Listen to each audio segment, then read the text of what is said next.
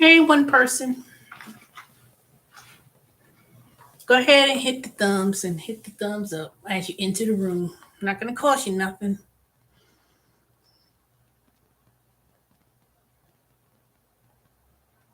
I'll wait for a few more minutes and see if anyone starts, and then I will come on.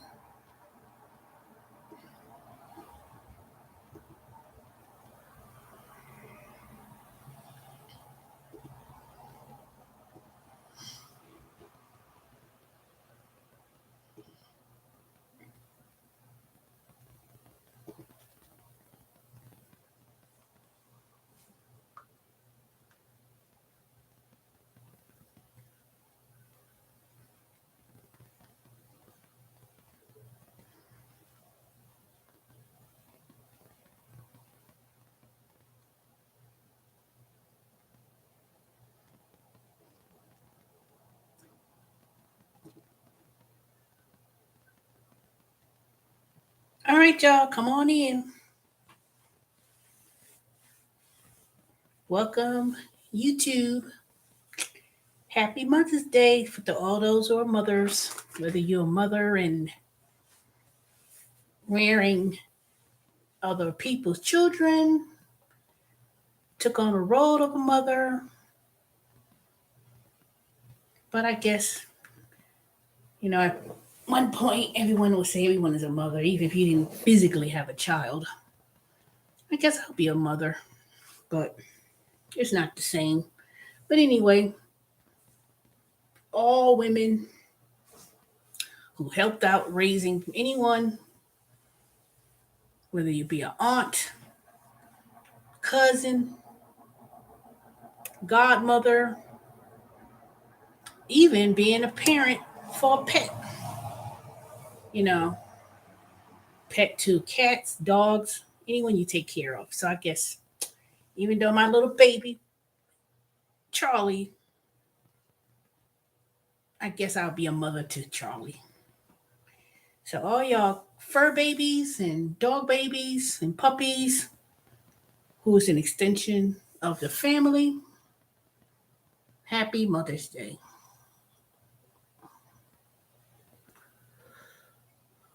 Oh, goodness, my ear's hurting me. So anyway, I'm going to wait for a few more minutes and then I will start.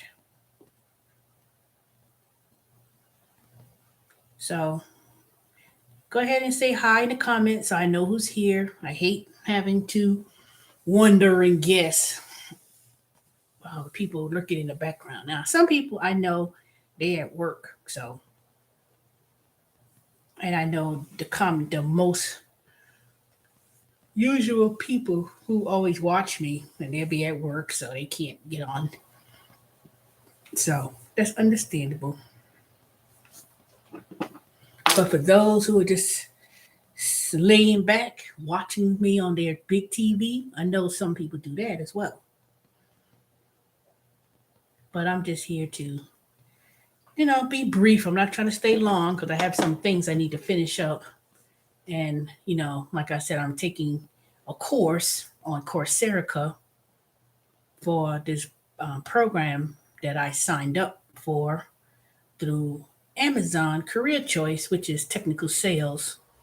So even though it's a part-time program, it's 2 months. This is the second week. I'm entering the second week.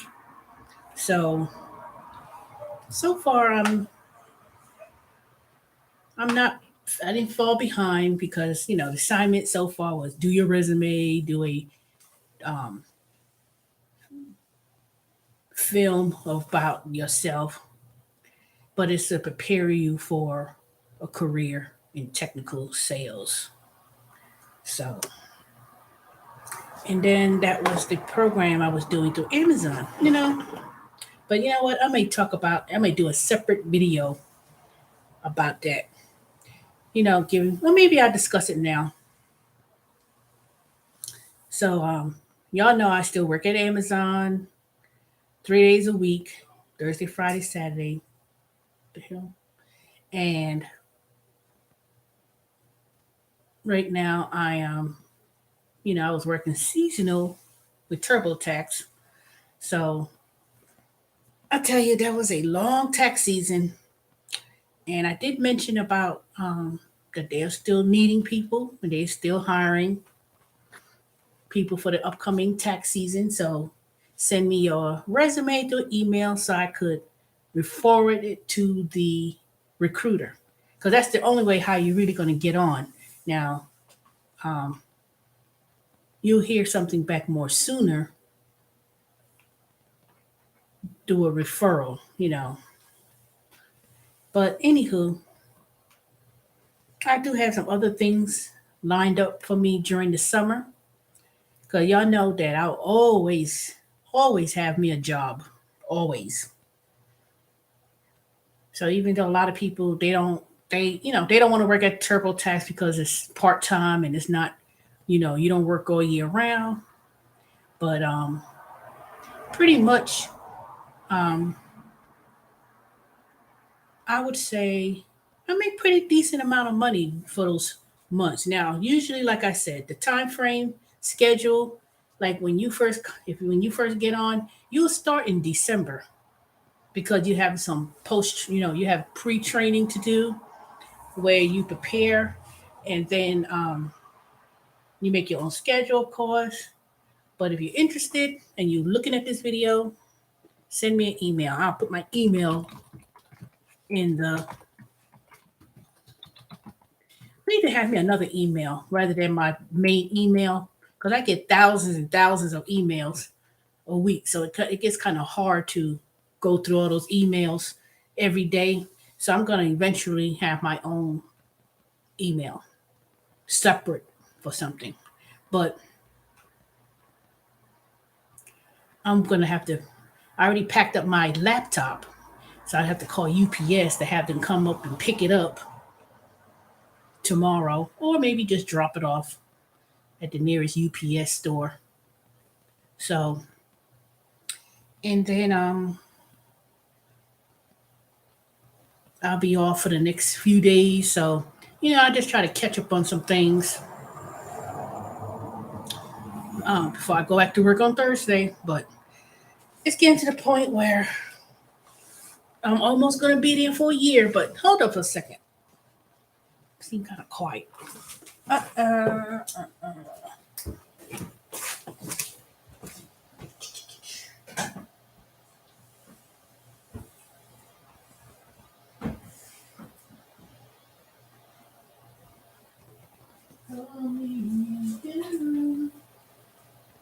What you doing?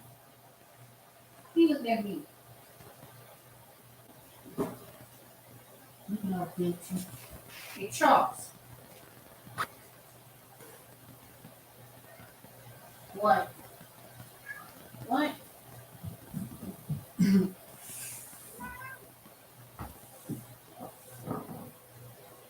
Get that around. Come on, Charlie.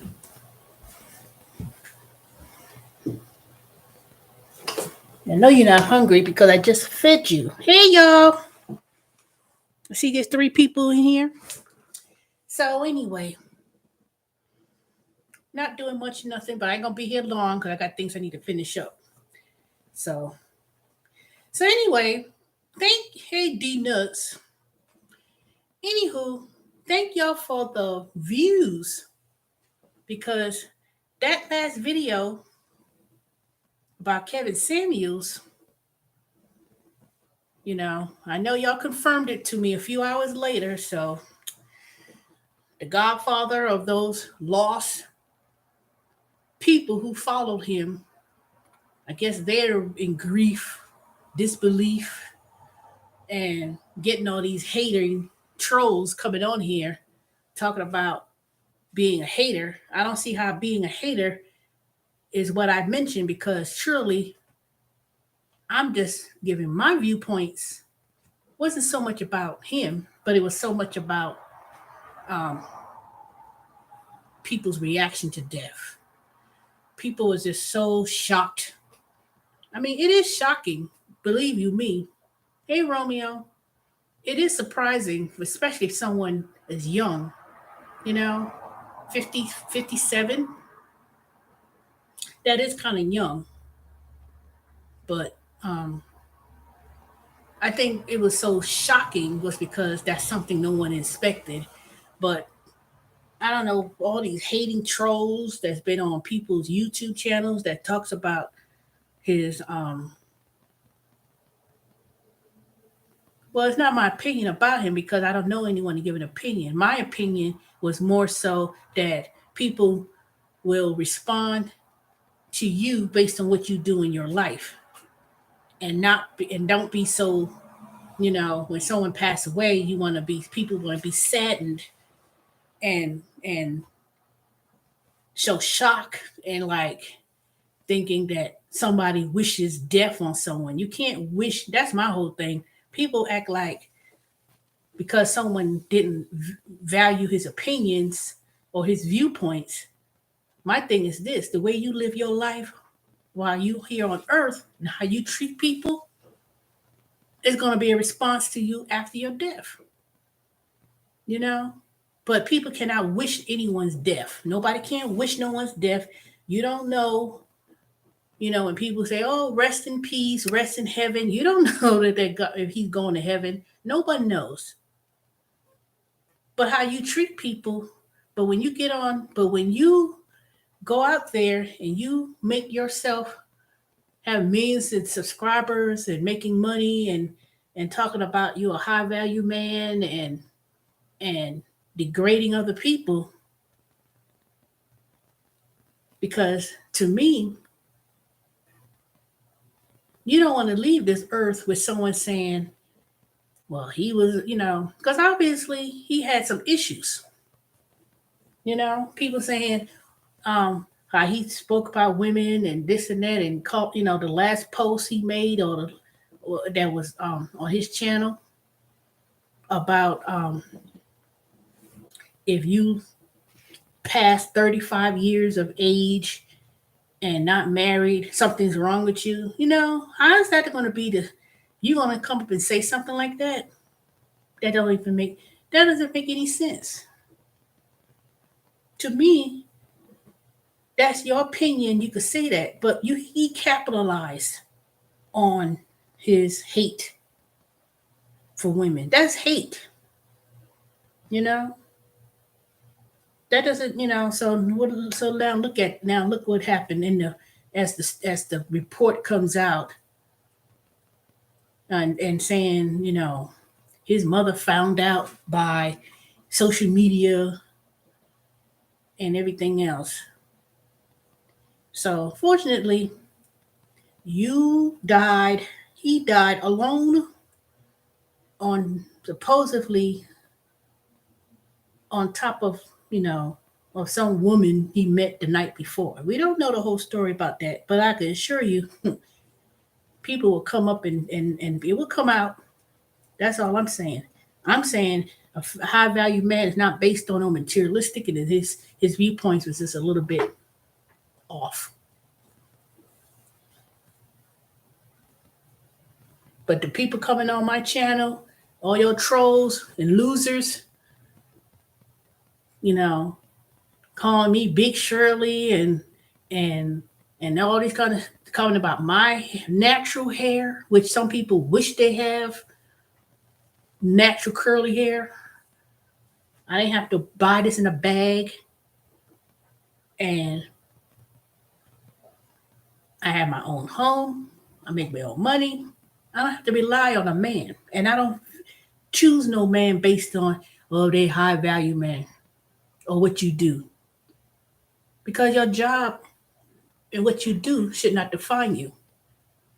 Is can you take care of yourself, and can you bring something of value, and can you be a whole person? I don't need another half to make me better. I'm already a whole person. Hey Sally,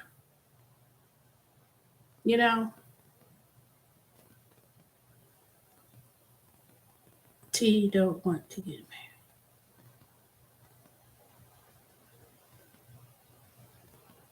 And if you don't, if you never get married, it's still okay. It's still fine. Even people like today's Mother's Day. And people put too much value on, oh, do you have children? And and people in your own family, they'll dismiss people. That's why I don't really like going to family reunions and things too much. People always focus on, you have any kids? You married? Got kids? Then if you say no, they walk away. It's like, you know, or they try to be dismissive, or don't value someone who may not be married or whatever. So what Kevin Samuels was talking about, something wrong with you. You know, people, black folks in general. I can't speak for other races in terms of their what they value or how they view it, but black people in particular put too much value on defining women being married. And then the thing about it, marriage is not even such a valor thing anymore. People go straight to, you got any kids before they even ask you um, anyone's status. And I think a lot of women, and within these last 20 years or so, like these young girls that I see, they not even they're not focused. I mean, I ain't saying all. I'm saying most.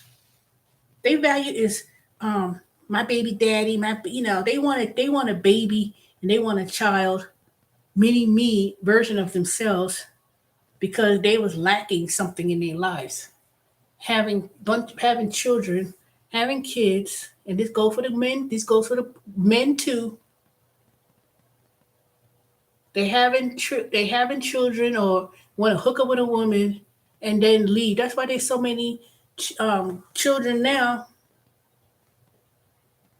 They messed up. Not all, but most. Is they don't have, people having kids because they trying to please other people in the family, and then they're not even responsible, and they can't even really take care of a child.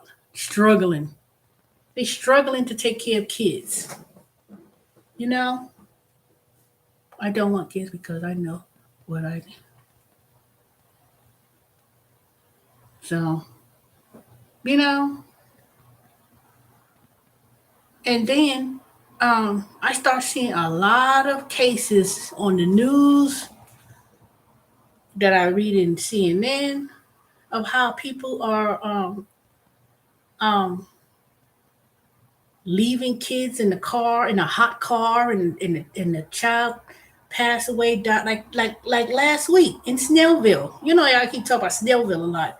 Some black young guy, he's 20 years old, went to the police station to get his gun, left the baby in the car, and was it Monday? Hmm, was it Monday? I think it was this past Monday. It was 80 something. It was hot that day, and I was looking at it was right there on CNN, right there. Talk about the baby died and said that I was like, how stupid can you be? You went to the police station to get your gun and left the baby in the car, and then on V103, a local radio station, they brought the question up, whose fault is it and stuff. They talking about they didn't let him go back to the car. He didn't say nothing about that baby. A baby was in his car. Nothing. He said he needed to make a phone call to call the grandmother um, to get the baby or whatever. He wasn't being put to jail and say he was being arrested. He could have had that baby and took the baby in when he went to get the gun. You know, and supposedly one particular comment on the radio made me so mad. I was like, you dumb niggas. Hey, Brooklyn boy. One of the person calling to the V103 station, V103 radio station, and said, well, there's separate rules for us when it comes to stuff. Separate rules? Common sense would have told you, you left. I'm doing fine. You went into the police department to get your gun, that was confiscated by the police. Obviously, he got stopped, and he supposed to come by and get it. And you can leave a baby. You gonna leave a baby in the car, 80 something degrees outside. Now, obviously, you didn't have the window open. You didn't put, he could have took that child in there with him. He could have took the child in him, but then um now they're trying to determine whose fault it is. It's his fault. You cannot possibly tell me, even if you was even if you was going inside of a store for 2 minutes, you don't leave no child in no car. No, under I don't care what. And then gonna and I was kind of like, you know what? And then it showed him some 20-year-old black guy, young guy. No, so he needs to go. He needs to be in jail. That is not it. No, it's his fault. I don't understand it. You leave your house. You put the baby in the car. You know, and you just get out the car to go to the police station and get your gun, and you leave the baby in the car, and then I guess they were trying to insinuate that he told the police he had the baby in the car. They won't let him go back in the car. That's a damn lie, because on the article that I read, they said that now they had the body cam. They film everything. You go into a police station, everything is filmed from the time you walk in there and whatever. They film everything. Now, one time did he mention that he had a baby in the car? You know, and that ain't just the only case. It was. I mean, if I talk about the local news, people have babies, young kids, young children, people facing through harsh abuse, and see people they want to take it. People killing public people, kids, because then the other case happened last week where a mother was shot in front of some studio. The three children witnessed it. Oh, my ear. Witnessed it. She got gunned down. And I was like, it was so sad. And those, for children to witness their mother getting killed there, it was somebody they know. She knew. There was no random. That was not random. And then all these cases where these, men killing women, they said they were dating. They said some of them dead, and they just, people, they break up. They break up. They don't want to deal with They don't want to deal with the breakup, and they said they'll kill all of them. They'll kill. They'll kill themselves and kill the person and the kids. My sister, my ex-brother-in-law. Remember I told you I was going to Texas, Houston, about a few years, about 2, 3. I think it's been 3 years now. Yeah, I think I want to say. Yeah, he killed himself. My sister's ex-husband killed himself and the girlfriend, or I don't know. He ended up marrying Gina and killed. It was a murder-suicide. Ooh, I'm not gonna stay on because my ears are hurting me and I'm in pain. So people are kind of crazy. They want to, stalking people online, stalking people, talking about I want to be with you, I want to know you, and they, act no crazy. That's why I don't respond to. So I don't respond to people I meet not even meet online. I'm like, nope, something ain't right.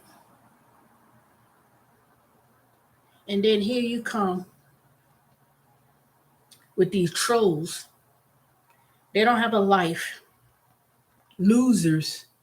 But you don't show your face. You have an avatar of an issue or some fake avatar, and then you come on my channel and you want to talk about you just hate because you couldn't sleep with Kevin Samuels. Man, nigga, shut up. But who? Why would I be so invested in somebody I don't even know? I didn't even watch his channel. only reason why I came across him was because you hear other people mentioning little clips. You know, I said, what dating advice is that? That ain't no dating advice. That was just a pure ass criticism of hatred towards women. Your own mother, you have your own daughter, and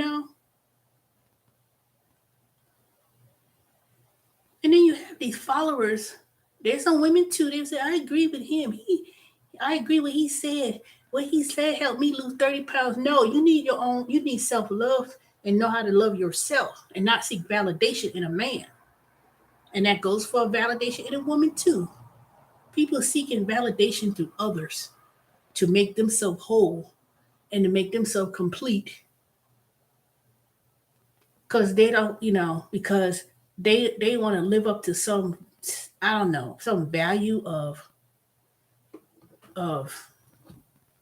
marriage or feel that you have to be married by a certain age.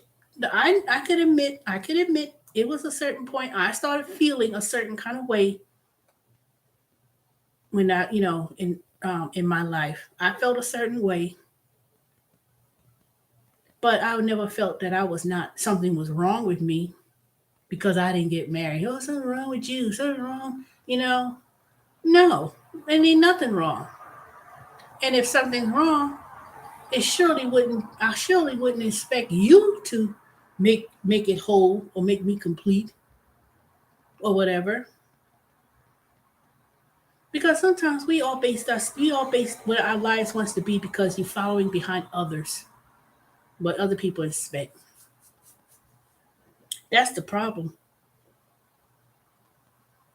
And then when you see all these cases of people getting killed and murdered by the hands of some other person, because people say, you ain't leaving me. If you leave me, I'm gonna kill you. I'm gonna kill you all the kids. I mean, really? And it ain't just men doing it. Women do it too. But people are just so unstable.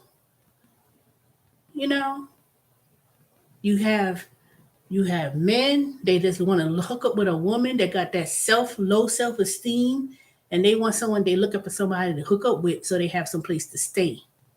They hooking up with people because they ain't got no place to go. So they're gonna sit up there and live in this other woman Section 8 housing with their 5, 6 kids, live, all kind of stuff. I remember when I was younger, in my 20s or so, people would say, it was see, social media was not really available there. I remember when I was in my 20s, people would say, oh, it's going to be hard for a black educated woman with degree to find a husband if you don't get married, if you don't find a husband by the time you graduate from college or past 25, it's going to be hard to find a man because either they in jail or they in prison, gay, or on the DL, or they dating white women. It was. I was talking to someone earlier today, and I mentioned. I said, "You never heard that? That at one point it seemed like it was such an impossible task for a successful black woman, degreed and stuff, to find a man because it was all those things going on, or they was in jail, or they gay, or they on the DL, or they dating white women, or they don't like black women. It was one point they were trying to make it seem like a woman of certain statute, it would be hard to find a man that's not on the same level. Now, I had heard that, but the thing was flipped on the other side. So what Kevin Samuels saying, if he's saying that, if that's what he was trying to say, I guess, then that point I could probably agree if that's what he was trying to convey. But it was the message of how it was said. That's what made it kind of pissed off a lot of women and myself when he said that. It wasn't so much um that if you pass a certain age, you can't find a man at certain whatever. This first of all, the probability or the ratio of available men to for black women to black men is a shorter pool, especially when you're in especially when you're in college age from 18 to about 21, 22. Most of the time, those between that period of time will be the age that one will find their husband and when they're in college or so. But once, because I remember that because one of my aunts, she's one of those people, got that mindset. Even though she met her husband in college and they got two kids and this and that or whatever, her whole spiel was when I graduated from USC, uh, it'll be hard to find a man after you graduate. Then like she was expecting someone to find a husband when you before you graduate from college or right around that time. Maybe my aunt and maybe when they was the 60s and stuff, they may go to college and they was possible to find your husband because you all have the same thought, you know, going to school, both of them going to college, both people in college, both people, they're striving to go to graduate and whatever the career choices are, because you're on the same pattern. And maybe in the 80s, late 80s, 90s,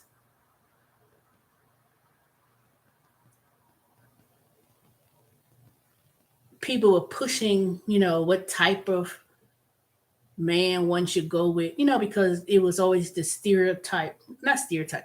It was always that realm about, they either in they either in jail or they on that's the other thing. They either on jail, drugs, BL, gay, or they dating white women. It was always those five factors for black women, and say that was the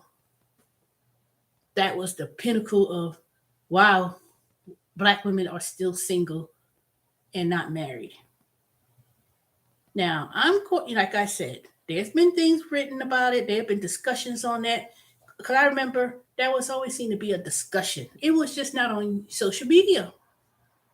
It was not on YouTube. And no one was talking about it because there was no such thing as the social media and Instagram and all that stuff. That was not there, but it was mentioned within the black community and women.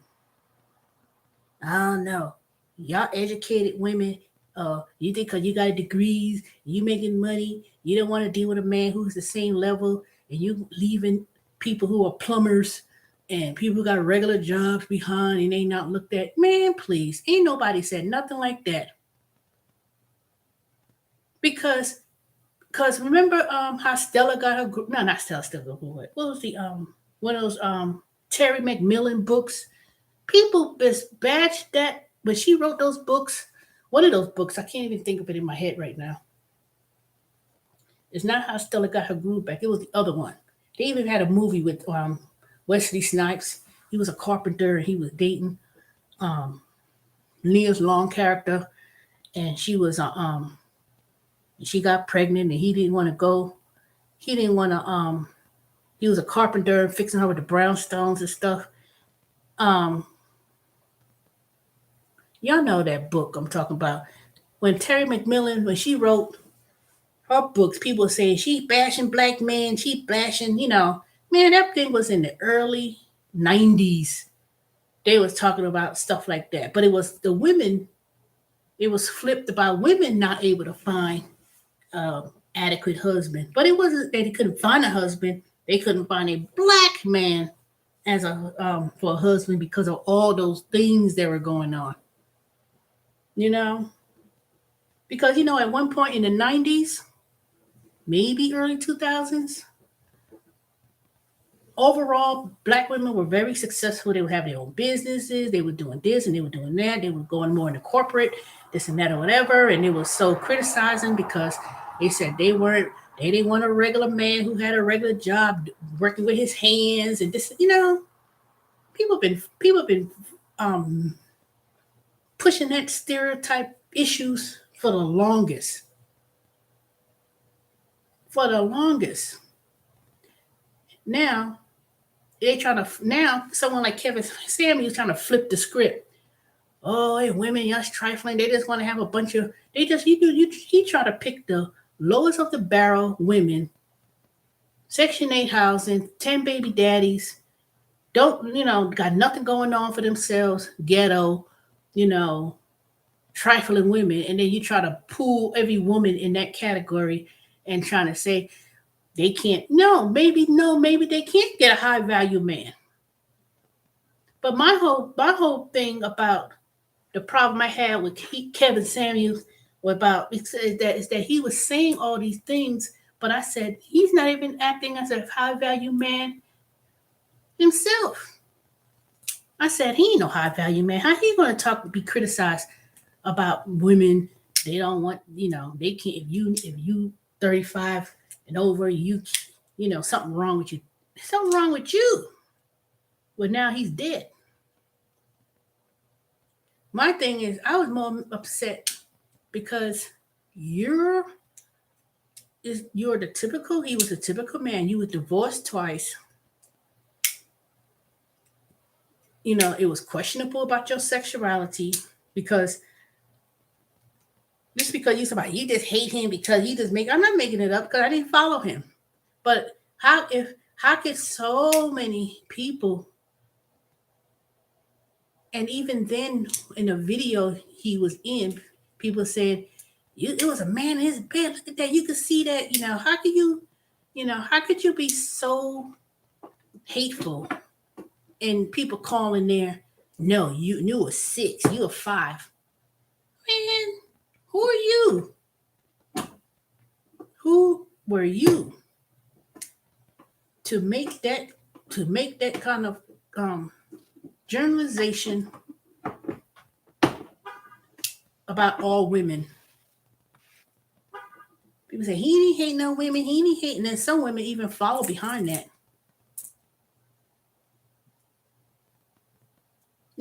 I know I went from baby left in the car, death to this, but like I said, my whole thing is this.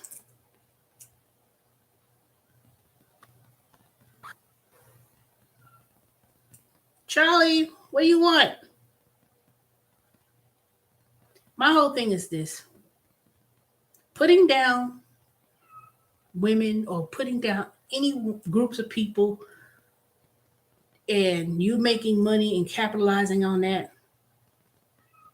and you don't hold some type of integrity of uplift. There's a way you say things, and there's a way of leaving some kind of impact on it. I know a lot of people say, oh, people just watch one clip of what he said and that's it. No, ain't nobody making no. Oh, I'll get to it, Blue True. I was waiting for y'all to come in here, but y'all so slow coming in here. I was like, I'll start to talk about it. But anyway, all I know is this. All y'all trolls who want to make comments about you just hate black man because he this and that, ain't nobody even studying that. Trust and believe. All I know is this, and I'm gonna close that topic out. Your value is not based on what you got on your hands, watches, and it's not based on your clothes, what you have. It is based on how you treat others, what impact do you have when you died that someone could honestly say, he was a good man, and not based on material wealth and putting down people and trying to live and trying to live a lie. You know, that's it.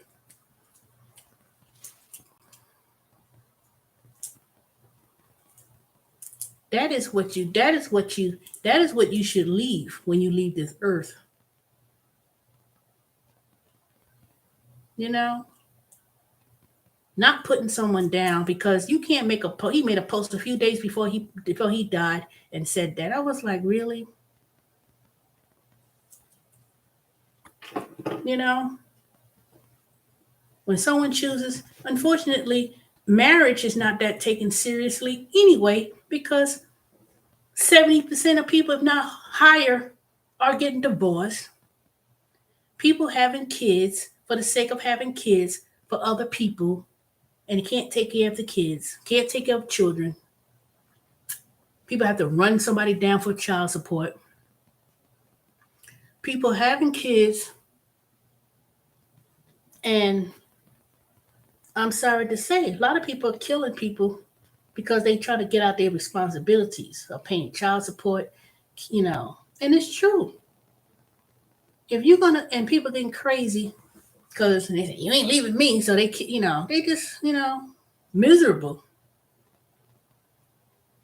Just plain miserable. People don't love children like they say they do. People just having kids and not even really truly taking care of them. They not. And that's what's so sad about it. Is that you having kids because you expect someone because because they being pressured to be parents and they just having a bunch of kids regardless. I have family members now. I was like, people just said, oh, so and so having a baby, just out the blue. Not having out, just out the blue, but you like, who were they seeing? What was the relationship? And they just having kids because they just want kids, regardless of the rights of, and I hate to say it, regardless of the rights of the father. They just having kids for a paycheck. People having kids, and these ain't no stars. These ain't no reality TV stars that's doing it. These are ordinary, regular old folks who ain't got no job, and then lo and behold, baby daddy or whatever, they ain't hardly have a adequate job or skills, and then people just sitting there struggling. These young kids. I say kids because I'm 53. These young people now, they just having kids, and they ain't got a clue. They ain't trying to take it. They just said, "I'm having a baby," and then when did having a baby shower turned into baby shower, gender reveal party? Man, you got to make up your mind. You're either going to have a baby shower or you're going to have a gender revealing part, but you're going to have two separate occasions and get two separate parts of gifts. I'm only bringing one gift for one event. Meet someone for a very short time, then talk about marriage. Like, what? you know, People ain't celebrating no marriage. Not, I ain't say all, but a lot of times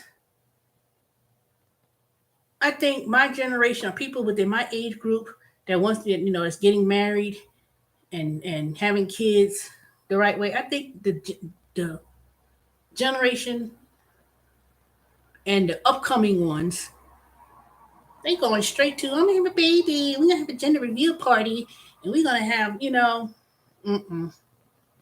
And then I hate to ask some of my cousins that had babies in the last couple of years. I want to ask so bad. I said, "Who's the father, and where is he, and why? What happened?" And the kids are like a year apart, like boom, boom. I'm like, okay, I never seen whomever this person.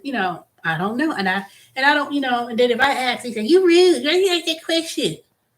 Then don't be putting on Facebook you having a gender reveal party at a boat, renting out the boat, having a gender reveal party, having, all this elaborate things. I'm like, no. I never heard of such thing. Gender reveal party and a baby shower and gender reveal party. When I was working at Amazon a couple weeks ago, I was unboxing these things for gender reveal party. I was like, what the hell is this? I was looking at it. It was some kind of thing for gender reveal party, like some smoke, whatever, and all these different kind of things. I was like, dang. But anyway, so let me talk about what we should do in these if you work in the gig economy and oh my ears. Working in the gig economy and the upcoming what you should do for this while we enter this recession or when the recession is coming. They don't know. People just, it's like I've been watching a lot of videos about, oh my God, things are, inflation, things are going to be expensive. We're going to have to ration food and blah, blah, blah. And interest rates of mortgage going up. And, you know, I'm gonna tell y'all in a couple of weeks because remember I was telling y'all about Omni Interactions and I was doing that part-time job about 2 years ago during Christmas with the fruits.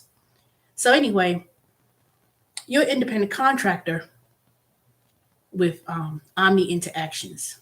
Let me put this thing in the chat. Omni. Anyway, so when I was working at TurboTax, they always Omni Interactions is a third party company where you could be an independent contractor, and they have the contract with TurboTax. But I so happened to apply directly with TurboTax and got hired. And it's been my 2 years now since I've been working with them. But Omni Interactions also hires people for TurboTax as well. And you could go to TurboTax also has QuickBooks. So I applied to Omni Interactions, and before I left TurboTax for the season, I asked them, "Can I work as a third party vendor and work with QuickBooks?" So they said, "Yes, you can, as long as I wasn't working with TurboTax at the time." So I said, "Okay." Well, I knew the summer the position with Intuit was going to be ending, and they'll probably call me back earlier. Like they said that if do you want to come back in August? I said yeah. So I said, but just in case they call me later on in the year, I apply with Omni Interactions, and they just first they told me the registration process was over. It was filled because it's supposed to have been starting at the end of the 23rd. And then they have another one that ends at the end of the month on May 30th. 31st, really June 1st. So I just got notified and I initiated the background check. You had to pay for the background check, was it $14? So I will be working with QuickBooks, but you have to use your own computer and stuff. So anyone interested, go on the website, Omni Interactions. And it's a long-term assignment, so you basically going to just be answering questions about QuickBooks. But I'll be working there during the summer, but it hasn't started yet. So I just did it on Friday, so they notified me and it says, "Oh, you go to the next. You're moving on to the next part with the background check and da da da da, and they'll test your computer to see, So I did all that. So in a couple of weeks, I'll be working with them. You choose your own hours. It's only Monday through Friday from 8 to 9, 8 a.m. to 9 p.m. Eastern Standard Time, Monday through Friday. So, and then they had like a bonus of $700. But they're not going to give it to you all at once. They're going to give it to you in pieces. Like you finish 1 week of training, they give you $100. You finish the second week of training, it's $250. And then if you do the third part, when you do the onboarding, they give you the other remaining amount. So these companies, they don't want to give you all the money and bonuses at one time. They give you all the pieces to make sure that you do the whole month or stay there for a whole month and a half. So I'll be doing that. I'll let y'all know when it officially starts for me. But if you're interested, Omni Interactions, that's with an S, by the way. Sign up, click on it. It'll tell you what kind of assignment they have, but that's a big one. They need a lot of people because I try to get on with QuickBooks when I was working for TurboTax as a dual agent. But I said, well, dang, they didn't ask me to come. They asked me if I was interested when I was working there, but they never came back and notified me if I was going to be able to move on to the next to do that during the summertime. So I'll be doing it as an independent contractor versus being an employee. And then after that, when TurboTax starts up again, I'll go back to an employee. I tell them, you know, and then after that, that's how that would work. But this economy, y'all,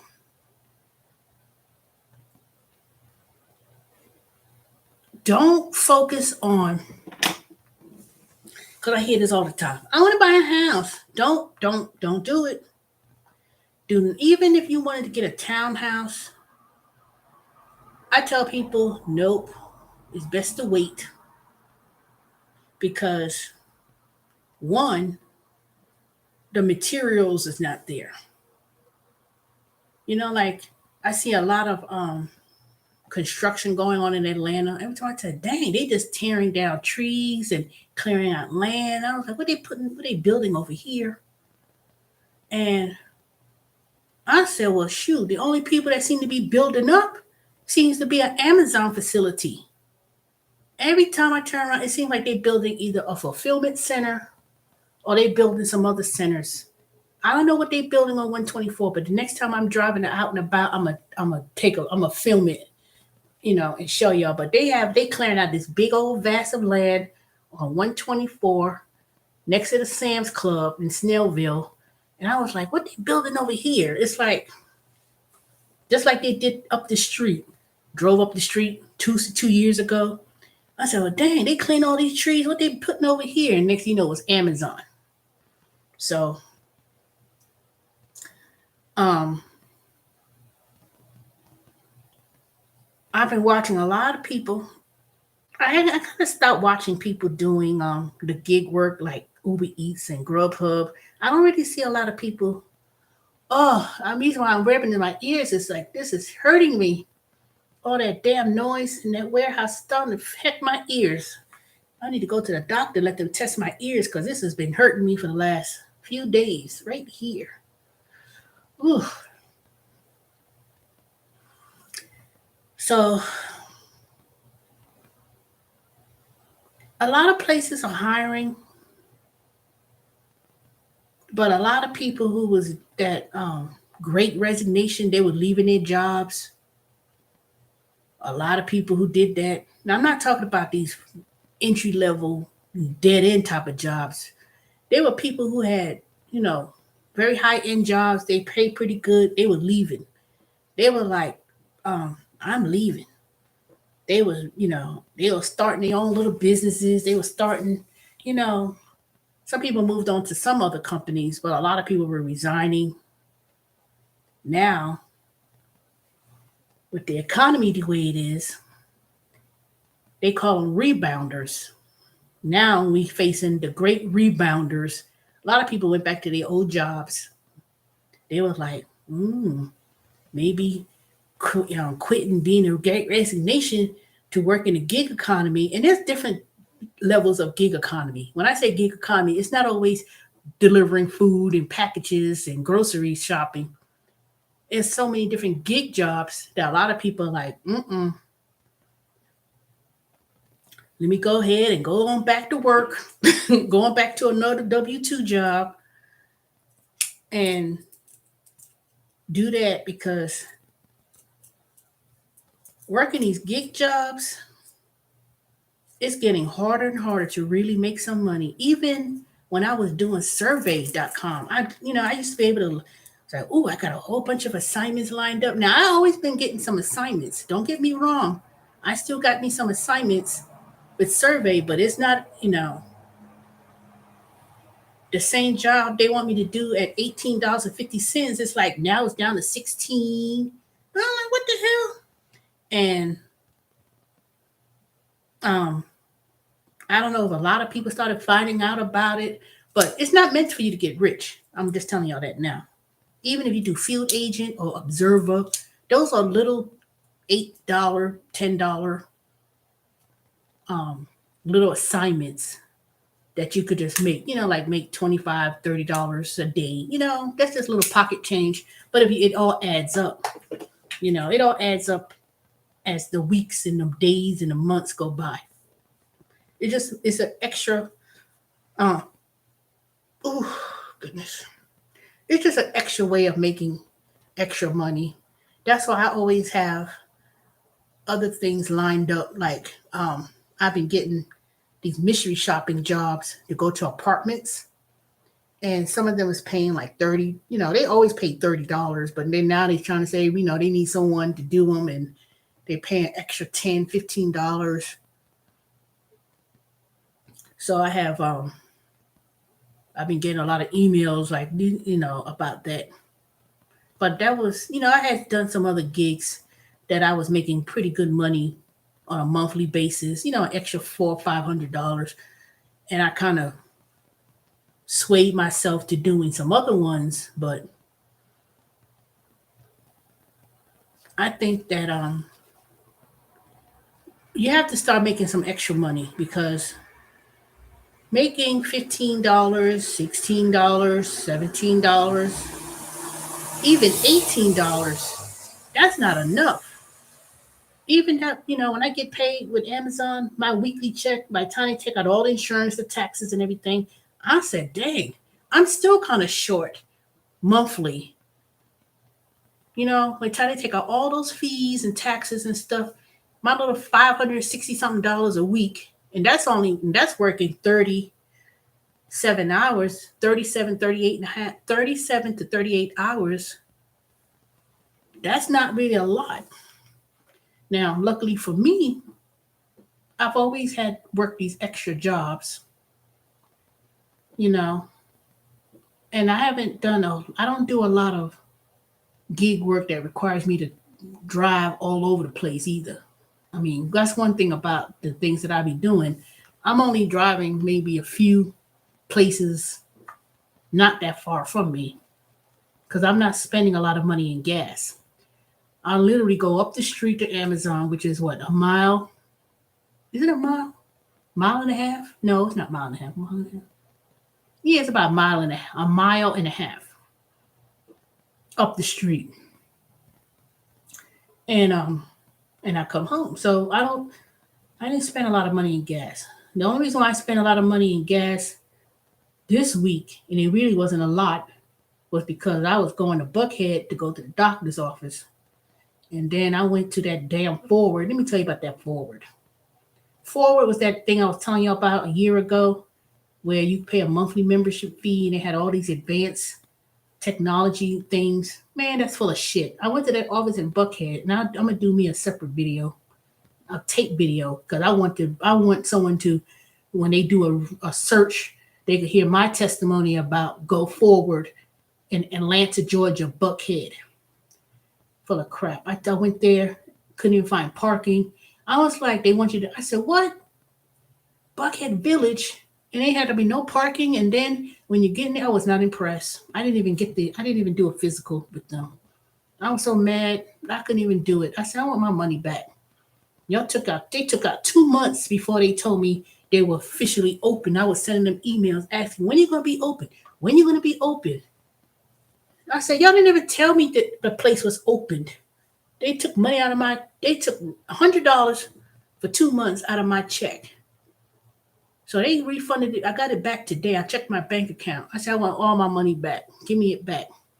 Then they gave me the 23andMe kit that was mailed in the mail last week. So I'm going to still take that 23andMe, and that's it. That's a bunch of bull crap. You cannot come in there anytime you want. You got to make an appointment, just like you go into a doctor's office.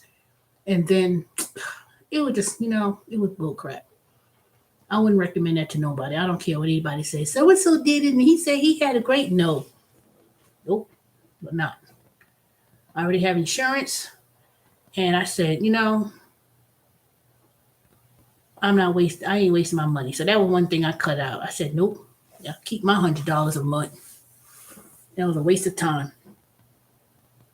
I went there it was Thursday. I went there to make my appointment. I got there early. I'm sitting there driving around in that tiny area. All they had was valet parking for $10, $15. I said, what? I said, hell no. Then I tried to park in the street. Then you had to pay at this meter box, you know. I was like, ugh, I was so disgusted. Then the doctor, when she was like, anything I can help you with, all that a fucking nasty attitude. Should have punched that bitch in the teeth, talking to me like she crazy. You have to wear a mask. Well, then did you have a mask? It was like, it's like you walk in the hallway. It was like this tiny section, and you had to type in on the computer with your name and initials. You had to have your phone to give you a code, and then somebody come behind this white door, and it was like no reception area to sit down with, and you had to wait till somebody come to get you, and I was not impressed.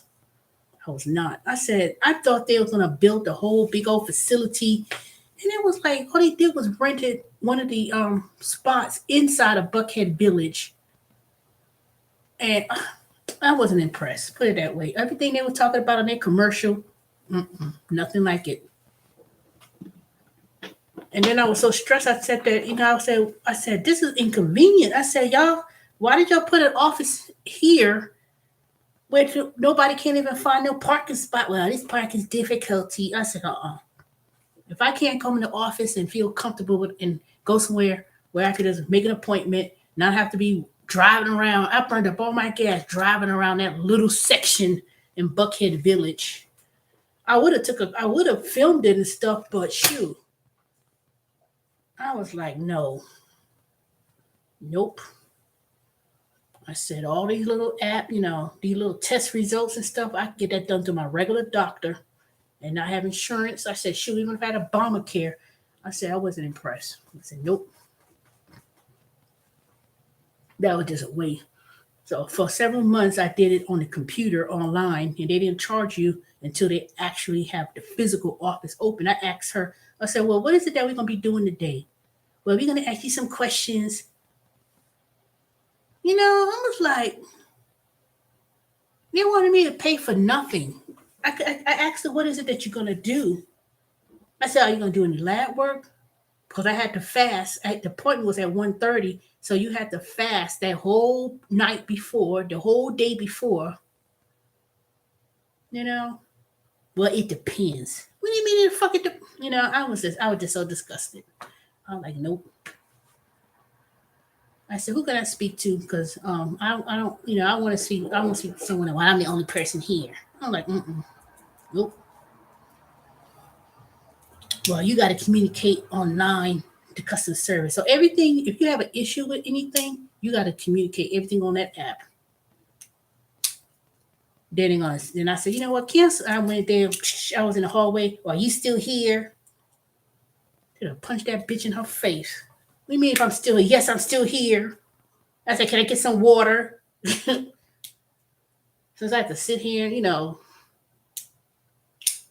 she gonna give me some hot bottle Perrier water. They're so snooty and stuff. I was like, I don't know who the hell gonna pay for this. This is unacceptable. I'm gonna say, nope. I'll tell anybody. They did the bio lab work on me last year with all the numbers. Send somebody out to my house, take my blood work, and they showed it on the app. So, of course, I couldn't use those lab results to take it to the doctor I'm going to do that I just came from the day before. And I said, no, I'm going to this place. It's a monthly membership. They're going to be doing my lab work. I'll bring the results to y'all. So I was like, and I went to this Atlanta medical clinic, and they did some. I told them about my diabetes and how the pain and nerve was killing me. They did this sonogram on my legs. It said I had 6 things that was wrong with the veins flowing the wrong way And that's why I was having this pain in my feet and the swelling in my feet and my feet feel cold, was because they said the veins was not properly circulating the right way. And they did this little sonogram and they said, you see where it has all this blue? This is the issues with the veins in your legs. And so they said so I have to get this. They're gonna wait and see what's gonna be covered my insurance. And they're gonna do something with a needle, something with the veins and stuff. DVT, something, I don't know. I can't explain it. And then the other thing was they said they had this diabetic infusion where it's like insulin, and it's some way how they're gonna treat my diabetes, but I have to fill out this little paperwork because I didn't get the blood work done because I was supposed to get it done at that forward place the next day. So now I got to go back. So I've got an appointment Wednesday so they could draw blood so they could treat me with the diabetes. But it seems pretty good. It's not a regular doctor's office. Nope, no crazy stuff. So they were saying basically, that's why I've been feeling the way I've been feeling. Yeah, the sugar level's high, but there's a treatment with to treat diabetes, not curing diabetes, but it will treat the diabetes with several hours of treatment with some type of insulin. It's the way they do it. I can't explain it, y'all. But I said, okay. But yeah, I just finished doing my taxes too. I know I didn't. I mean, I've been finished it, but I didn't submit it when it was due. But they owe me a refund anyway, so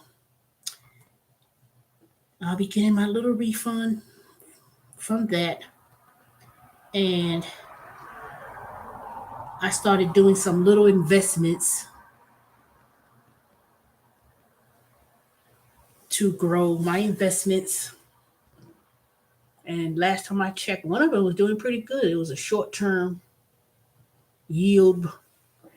And when I checked it a couple of days ago, it was like it was $500 that I initially invested.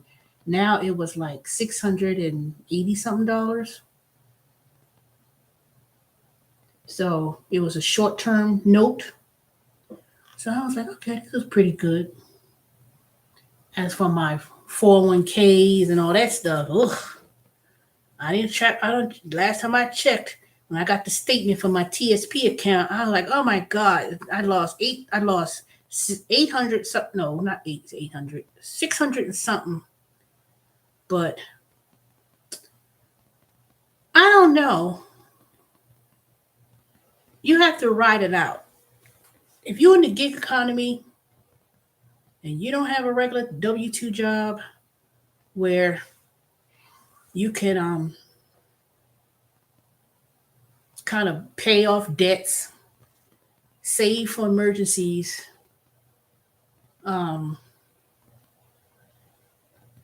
if you're young, start making some investments. Now, I'm not a financial advisor, so I'm not going to say, oh, yes, go invest in this, invest in that, because, you can't follow what I'm doing because, it took me a lot of research when I did it, when I decided to do the type of investments that I have. But I could discuss it more so when I'm on a video where I could share the screen, because it was this thing I found where you could actually share the screen.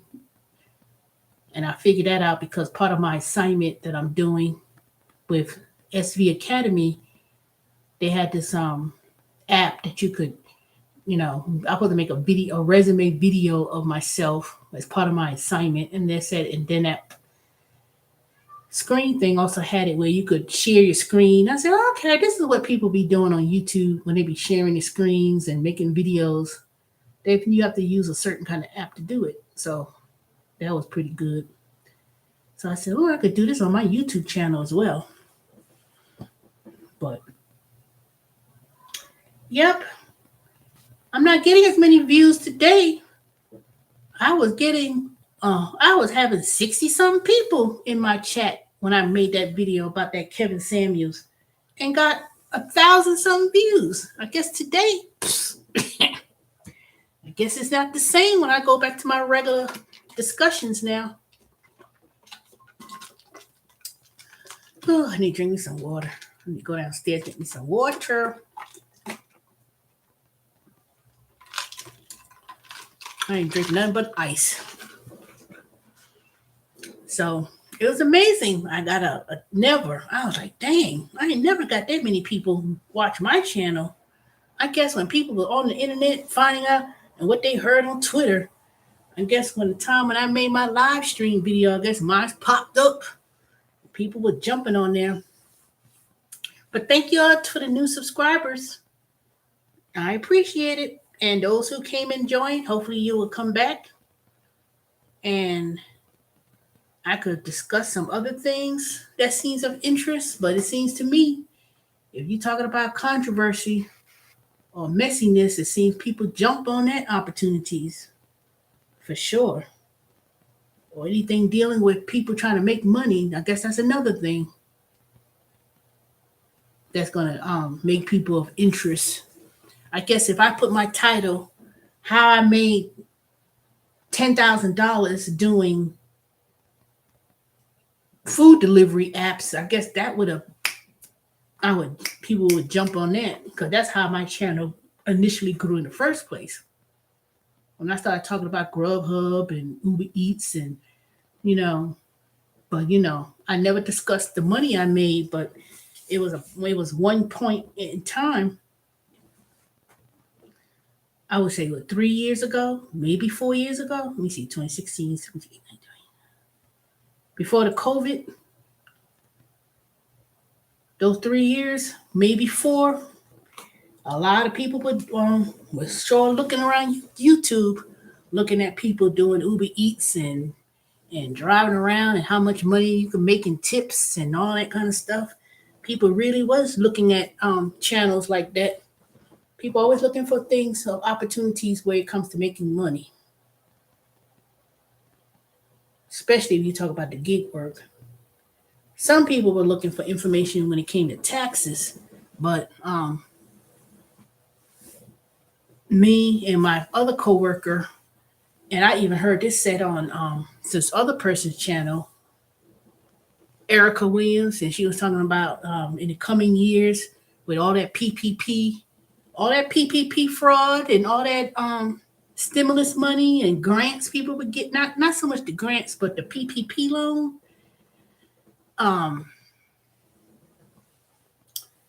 There's going to be a lot of tax compliance issues that people's going to be facing. And don't forget, I told y'all, the IRS has a 10-year statute of limitations, and a lot of people who've been doing all this I ain't talking about if you made a few $1,000s here and there per year. These people who was making all this so-called money, thinking you could write off billions of dollars worth of stuff and not paying estimated taxes on self-employment, they're gonna come for y'all. They're gonna come for those who's making all that money and didn't report it. They're gonna come for those who was getting all this money and stuff. They just like I said, the IRS is just behind. They're not updated. They have not yet finished modernization of their systems. So all those people who made all this money doing self-employment and writing things off left and right, and even though they don't say, like I said, even though they don't say anything now, that don't mean they're not coming back to check on that. Now, I'm not talking about people who's making, $10,000, $12,000 a year. I ain't talking about people in that income level because it's only so much you could write off when you initially do it. I'm talking about people making 40, 50,000 gig work, 1099, no W-2 to at least level off the amount of taxes you're supposed to pay. Um, People just operating businesses, I'm gonna do an LLC and making up stuff. That's the thing that's gonna get people. You know, that's what's gonna get people. You know, but these little gig jobs, these little gig work, you know, if you properly follow the instructions and you have a tax consultant who could tell you about this is what you do throughout the year and this is what you do when you track your mileage and this and that or whatever, you'll be fine. You'll be fine. But the biggest thing really is, especially if you're doing these gig work, is try to now focus on investing. It's good to make extra money, but the way this economy is going, and they don't know when the recession is going to come. They don't know if it's going to be 2 months down the road. Is it going to be 2023? But, you know, I try not to listen to all these doom and gloom YouTubers who talk about it's going to be in a recession and it's going to be a correction. It's not happening in all areas. It's not going to affect all areas. Some areas in the country is going to be worse than others. What, Charlie? You ain't got nothing. You ain't want nothing. So all these people that you hear on YouTube, you know, all inflation, all this and that, it's gonna go back to 1987 and all. It is gonna happen. Whatever happens, happens. But you have to really control. Ow, Charlie, you hit my foot. Get from under that desk. Come here. Come here. You resting under the desk. Come here, Charles. Charlie. You know when I call you by your formal name. Come here, boy. Come. Come on, green-eyed monster. Come on. Okay, Charlie, you want to come. All right, stay right there then.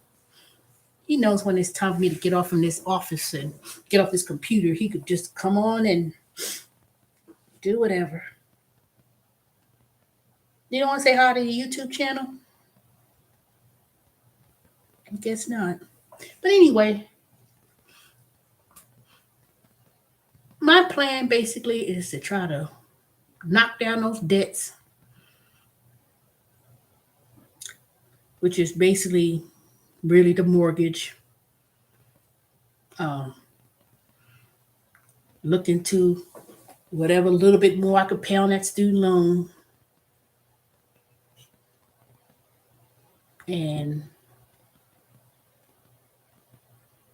come up with a short-term plan and see what's going to happen. God willing, I'll be 54.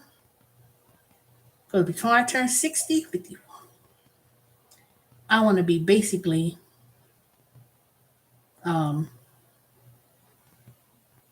within the finish line of paying off this mortgage. I think it said I'll be finished in 2030 or something like that. And remodel, upgrade, and I think that's really about it. Yeah, I guess that's about it.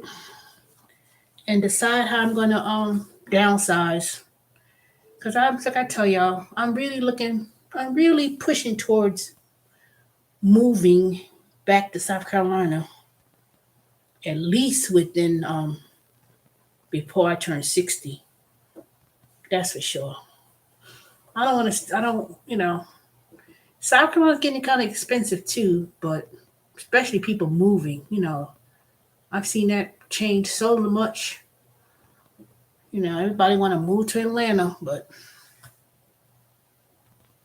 even then, that's not really becoming an option for a lot of people anymore. You know, It was cute when they moved to Atlanta back in 1996 during the Olympics or before then, but it was a whole change, especially the areas that built up.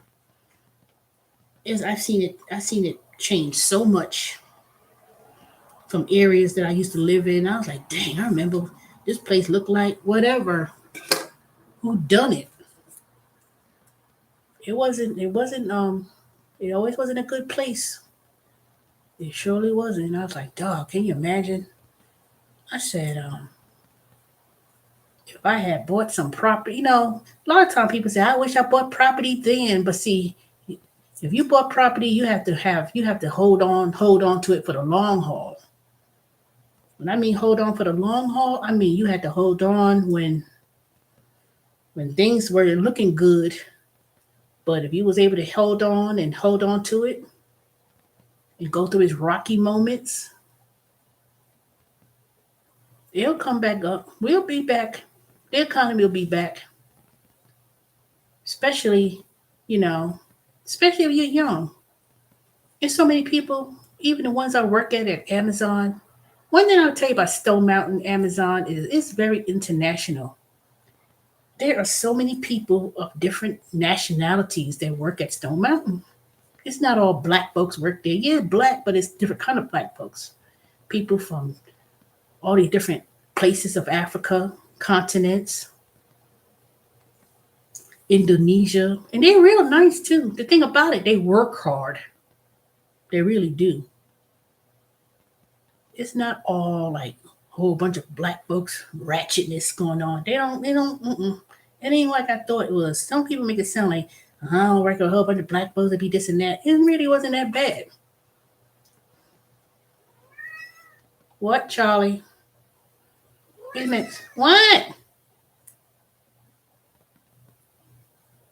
There was so many different kind of people from different countries that I meet. Charlie, and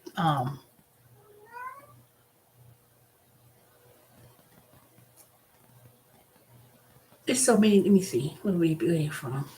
It's like a whole different. It's like a whole bunch of different ones. Ethiopia, Ghana, Nigerians, um, people from Nepal, which is east in the Asian race, Asia region. Um,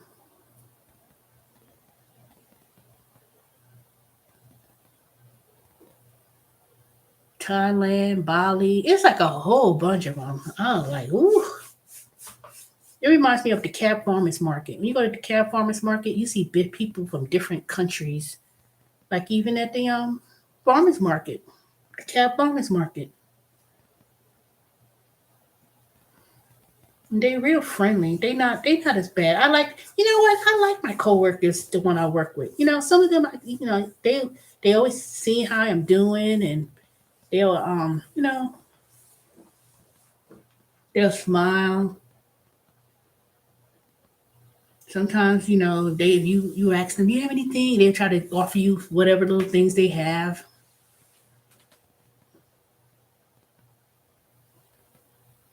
And they work hard, you could tell. They work hard and they some of them may do another job. I was like, oh, no way. But I guess I do the same thing. I work another job. But they pretty nice though. Most of them probably live like in Clarkston area. Cause I don't see them living it started to change in this community too, this subdivision. I start to see different people, groups of people. When I be maybe walking down the street, I said, well, dang, I'm starting to see a whole lot of different groups of people I haven't seen throughout the last few years. I don't know if they're buying the house or they renting it or whatever, but it's starting to change. It's starting to change. Not for the bad, but usually for the good. But, anyways, ain't nobody else saying nothing. Brooklyn boy, you still here? I know you still Sally. What's going on? These nuts, Romeo. Okay, 6 of y'all. Thanks for the 9 thumbs up. I guess y'all dropping off. Nobody got nothing more to say. I need to finish doing my assignments. That's what I need to be doing. But anyway, I'll try to see what other things I could focus on in terms of making extra money and what's going to happen with the economy. But at this point, you really can't. There's not really much you could do. You know, all I could say is try to set up some type of savings or something. Even if you could save $200 a month, you have to do something. Cut back on unnecessary things. You know,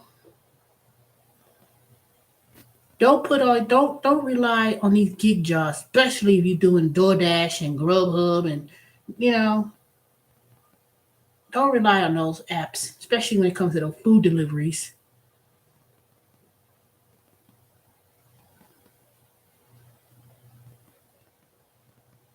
Because all these food deliveries seems to be gearing towards fast food places, and then I start seeing that a lot of people that DoorDash and stuff is starting to use companies like Petco and other type of deliveries too. Oh, let me say one thing that I came across too. Rody. Rody had an ad in Indeed. They hiring for people to work at the customer service, or I guess that's what they would call them, customer service. I think it said it was remote. So they hiring people for June. If you're able to start in June, I think it was June 12th or something. I went and saw it on Indeed. So I submitted my resume. I said, okay, click, click. So I don't, whether I hear something back from them, I don't know. I'll wait and see. But it was 24/7. So Rody was hiring. And Rody is not Rody has grown. They're not small like they used to be. I did Rody. I still active with Rody, but I haven't signed on with Rody for a while. But Rody is now owned by UPS. They got bought out by UPS, so they really grew. And when I saw some people do Rody 2 years ago, because I know it was before the COVID, they were doing a lot of pickups from Home Depot and Lowe's. Was it Home Depot or Lowe's, or was it just Home Depot? It might have been both, but I think it was only for Home Depot. And they was also picking up for that garden places. So Rody seems to be growing and expanding. And I remember I did Rody. I did them twice. I did it for my own, to have something picked up delivered to my house, but I also did it twice. It was pretty good. I was in the area and I said, oops, picked up some flowers, and I was already in Alpharetta, and it was like 40 something dollars. And then I think I did it one more time. Either I did it one time or I did it twice. And then, but they're pretty good too. But you can't put all of your gigs in one basket. I started noticing on YouTube a lot of people were doing DoorDash. Let me do DoorDash, and they're making pretty good. But yeah, you ain't catching me going to do fast foods, you know, for very little money.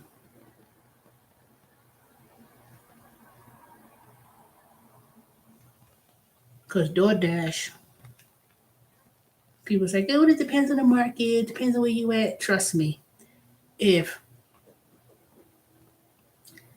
if I go, I'm only gonna if I'm not gonna do I wouldn't do DoorDash. Nope, nope, nope, nope. One, they probably wouldn't even put me back on there, even if I wanted to. But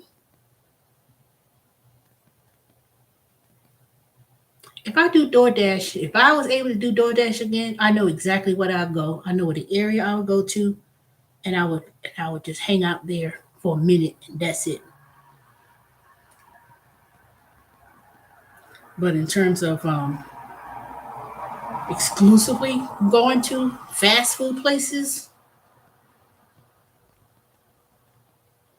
that's something that I'll have to be real. I'd rather do pickup at more major stores.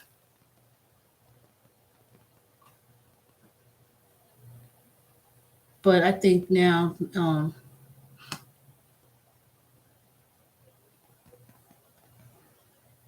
they just cut they they know better. They would know better than what Uber and Lyft was doing with people.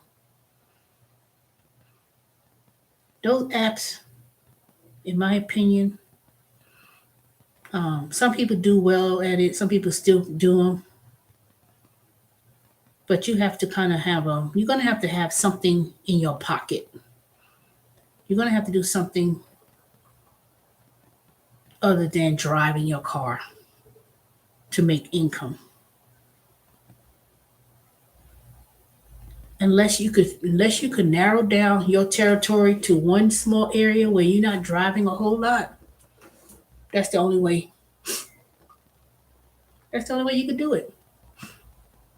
Go to a very affluent area and stay there. Even if you have to drive 10, 15 miles to go to an affluent area and work that little area, whether it be Uber Eats, Instacart, DoorDash. Hey, C. Henner, that's where you have to go. You have to go to areas where who's willing to spend money. Happy Mother's Day to you too. You know, that's what you have to do. In conjunction, find something that you can work from home. Now, I already gave y'all some suggestions to work from home, even though it's not year round, but I just gave y'all two. One, TurboTax, and the second one is Omni Interactions, and you're an independent contractor for QuickBooks. You're not doing QuickBooks bookkeeping or nothing like that, but it is something good to learn if that's what you're interested in doing. Taxes on the side or whatever. That's something that's good to learn. But I would say Amazon. But if you decide to work at Amazon at any of their 10 billion fulfillment centers they got, there will be a good one to work too. But I got to tell you, if you ever come across a position and you say, you know what, do you want to work at Amazon? It's long hours. I'll let y'all know which one is best, inbound or outbound. I do inbound. That means the packages come in the inbound, and then you open up boxes and you put them in these bins, and that's it.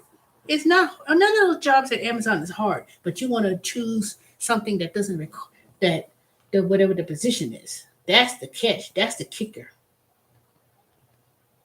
That's the kicker.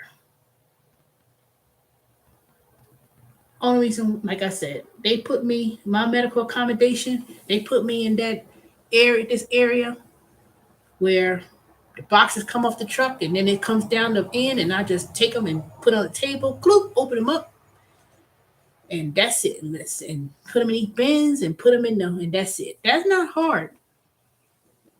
The only thing hard about Amazon is you working those long ass hours, 12 hours. That could be, oof, that is what makes it hard. Those long hours, 12 hours, 3 days a week, from 6 to 6:30 or 7 to whatever. That's the thing that's hard. But um, but when it comes to, but then there's some positions where You may be climbing up ladders, not like big ladders. I'm talking about a little ladder.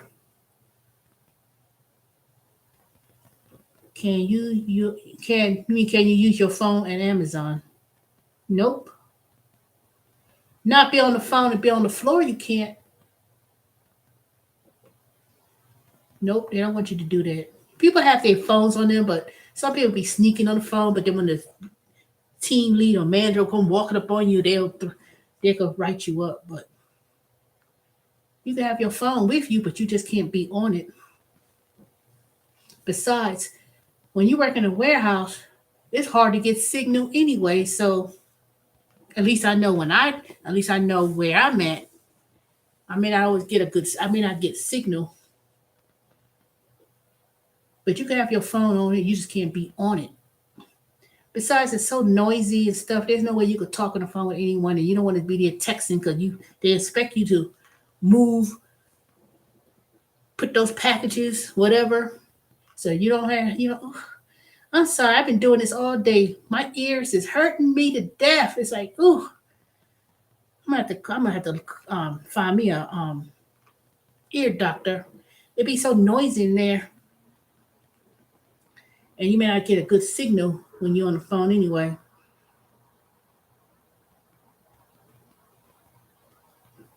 But I'm almost approaching a year at Amazon. I think my so-called anniversary is either it's July 4th or it's June 4th. It's one of them. It's coming. And I heard something the other day. They said that Amazon will pay to quit. They don't want you to work there a year um with Amazon. They pay you an exit bonus of $1,000 to exit to never to work at Amazon ever again. Because they feel that after a year doing the same old whatever, that you become less productive. Oh hell yeah, they working you to damn death. After all that walking around that warehouse. Well, I'm taking advantage of one of the benefits they got now, which is the career choice. So I'm going to be doing my work right now, where I'm going to it's called SV Academy for technical sales.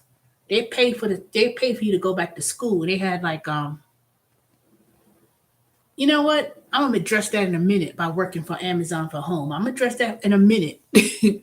But Amazon will pay for you to go to school, and they have different career choices. They have a business administration part, um, medical, and mechanical things. So, say for instance, for medical, if you want to go to school for to be a dental assistant or medical assistant, you could go to school for that, and they'll pay for it. They'll pay the whole tuition, 100%, or up to 5,000 to something or whatever it was. And then if you was going to school for your associate or bachelor's degree, they'll pay for you to go to school and pay for your books. But it's a dollar amount, which is really 5,000 something. That's what's set forth from the IRS in regards to tuition credits and stuff. So they don't want you to stay doing the same thing at the warehouse. They want you to move on to a career. So that's one good thing. I took advantage of that. Matter of fact, that's what made me hang in there a little bit longer. I said, I'm gonna wait until I get into some program, and then I could leave. Because matter of fact, that's what they want you to do. They don't want you to stay there. So they even have computer support. They had cybersecurity, but when I tried to apply for cybersecurity, they said the program was already filled in my area. So I was like, oh man, I said they already but they let you go to school, and if you have conflict with classes and your schedule, they'll adjust your work schedule for you to go to school. I guess they figure since they paying for it, they don't want to interfere with you not going to school since they already paid. They give you a voucher and then you just give it to the school. But I'll do a screen share and show y'all. exactly if y'all work at Amazon, or maybe I do a not a live video. I do a short video of pros and cons. That's what I'm gonna do. I'm gonna do a video talk about pros and cons of working at Amazon. But it has a lot of pros than there are cons. The cons parts is that long standing on your feet, you know, walking throughout. You're not walking throughout the warehouse a lot unless you are a person who is walking around with the towing the boxes or whatever. You may do a lot of physical work if you do that type of job, or unloading the trucks.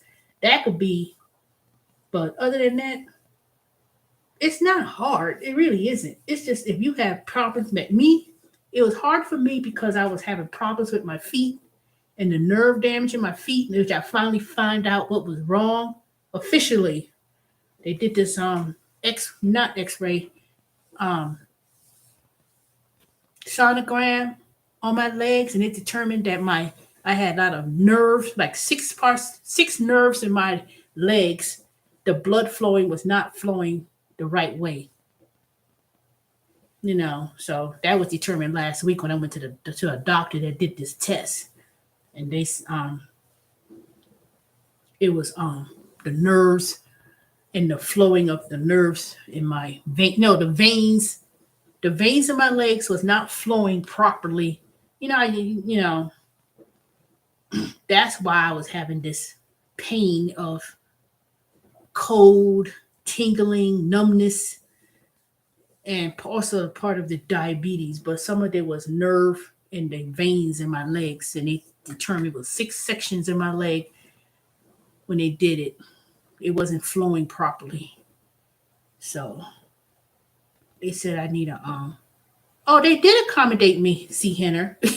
That's why I was gone for November after Thanksgiving all the way till March. I was out of work from Amazon. And then they told me to come back sometime in March with the medical accommodation. So now I could sit down at the station in a chair. But I say, shoot, that ain't helping. It still didn't turn around. It helped. It helped me sit down without me having to be standing up for long periods of time. But I found out what the medical issue really was. But see, I have a medical accommodation for life, or indefinitely rather. So, they gave me that. They told me I can't climb up the ladders anymore. They gave me a job. I work in this section called decamp, where the boxes come off the truck. It goes down a conveyor belt. I get the box and I put it on the table. I open them up, and then on the computer it'll tell me how much supposed to go in a bin. So it's supposed to be, if it's one box, I put it in the yellow bin and let it go upstairs. If it's a box, I have to open it up, and it's like 12 things. I have to open the box, dump out 12 things, and then send it on its way. So it's real easy work. It ain't nothing. It's no brainer. But you're constantly doing that like all night long. It's like I work at 6 o'clock. You don't go on a break at 9:30 for 30 minutes. Then you come back at 10, and then you don't go on another break, which is lunch, until 1:30 in the morning. Then 30 minutes later, you go on your last 15-minute break for the day, for the night, at 4 o'clock in the morning. It's that long stretch. I was like, oh goodness. Sometimes I said, dang, I did all these. We were standing up here, and it seemed like we've been for hours. And I look up and said, dang, it's only 7 o'clock. It seemed like you'd be there for a long time, but you know. But it's hard on your feet when you have issues. But hopefully, I took off this whole week, so I ain't been to work 3 days. So I'll be back next Thursday, Friday, Saturday, and just do it all over again.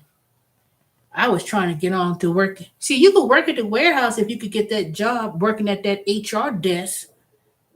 I said, dang, I wish I get this job at the HR desk, but it don't seem like nothing be opening anytime soon. But if you know there's an Amazon area opening up for the first time, you could jump on there. But if you see something for HR, you have to jump on it when you see it. But shoot, ain't nobody opening. Ain't no openings for HR sitting at the desk.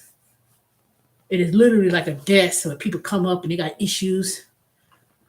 I said, dang, if I knew that when I worked at Amazon from home a few years ago, that it was going to lead to, because at the time it was $12 an hour, I would have stayed. I would have stayed right up that position they had when I did work from home. But you have to look online at Amazon for those jobs when it comes up to work from home. When you see it, you have to grab it when you see it, because the minute you see it, it'll be gone real quick. But they have positions when it's available when it opens up internally.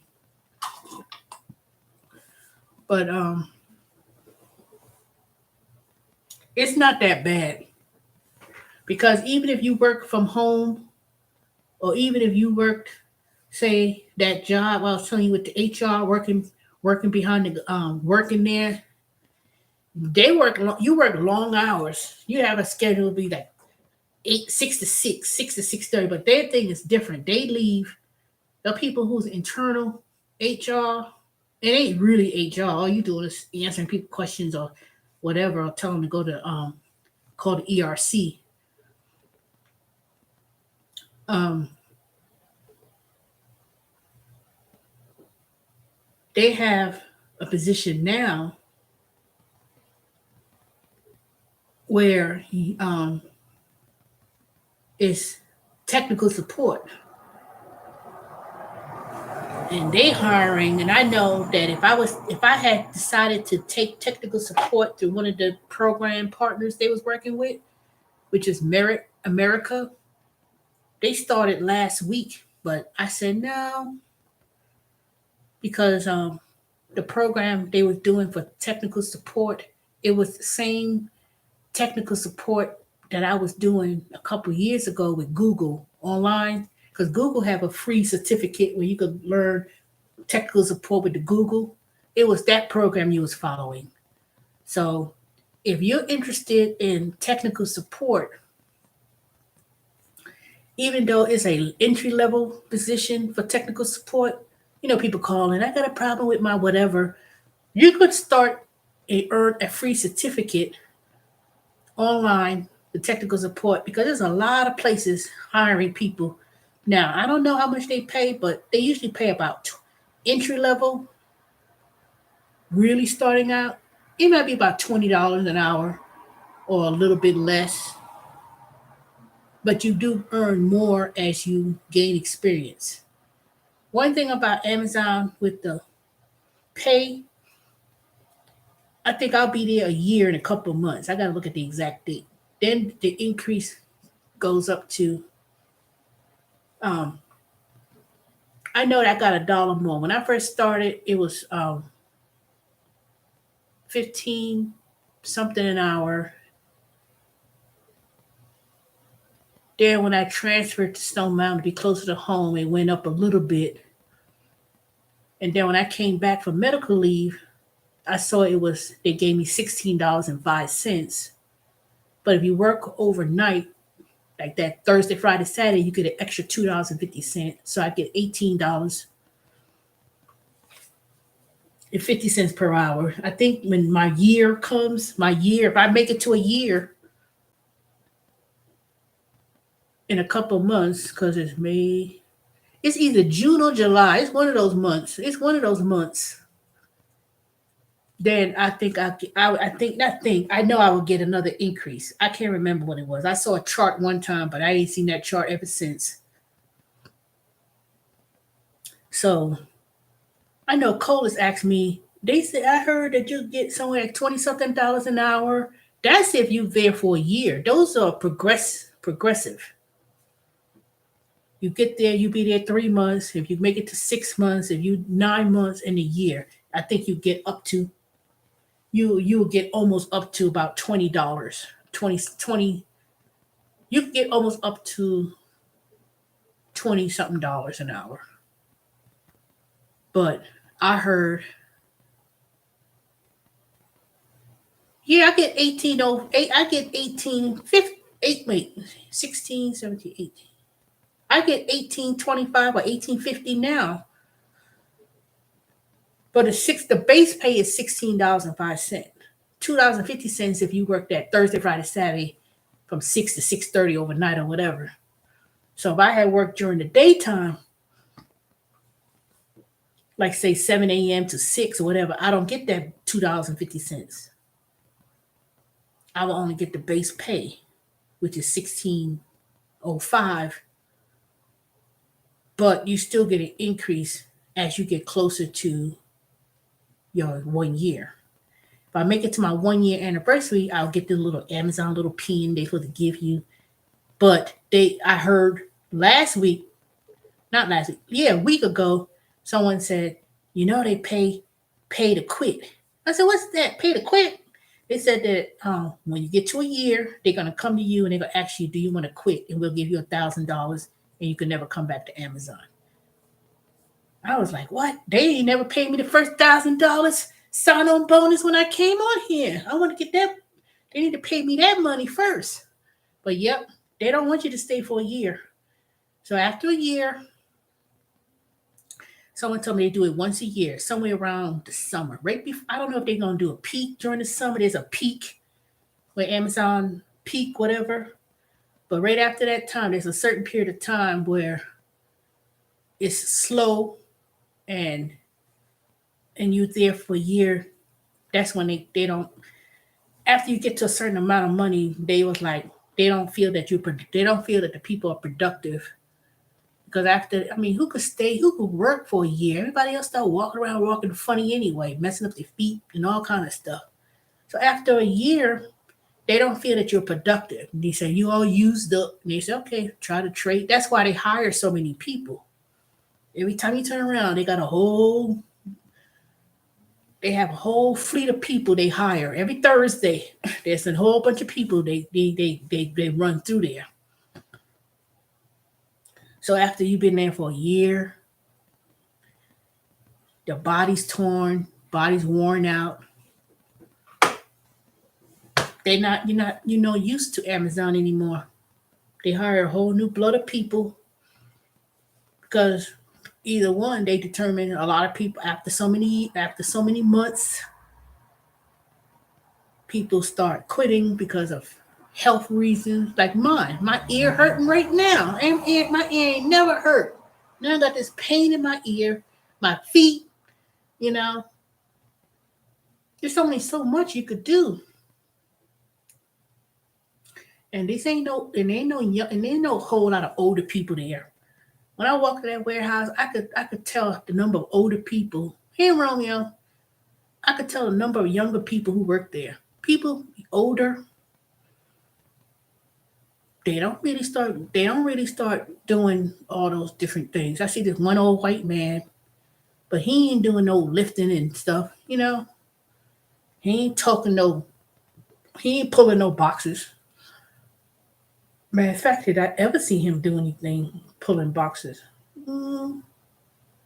Nope, I don't think so. This other black lady, she's I guess she can't guess how old I am. I didn't want to try to figure out how old she was, but she's 70 something. She work at the receiving where the boxes come up the truck.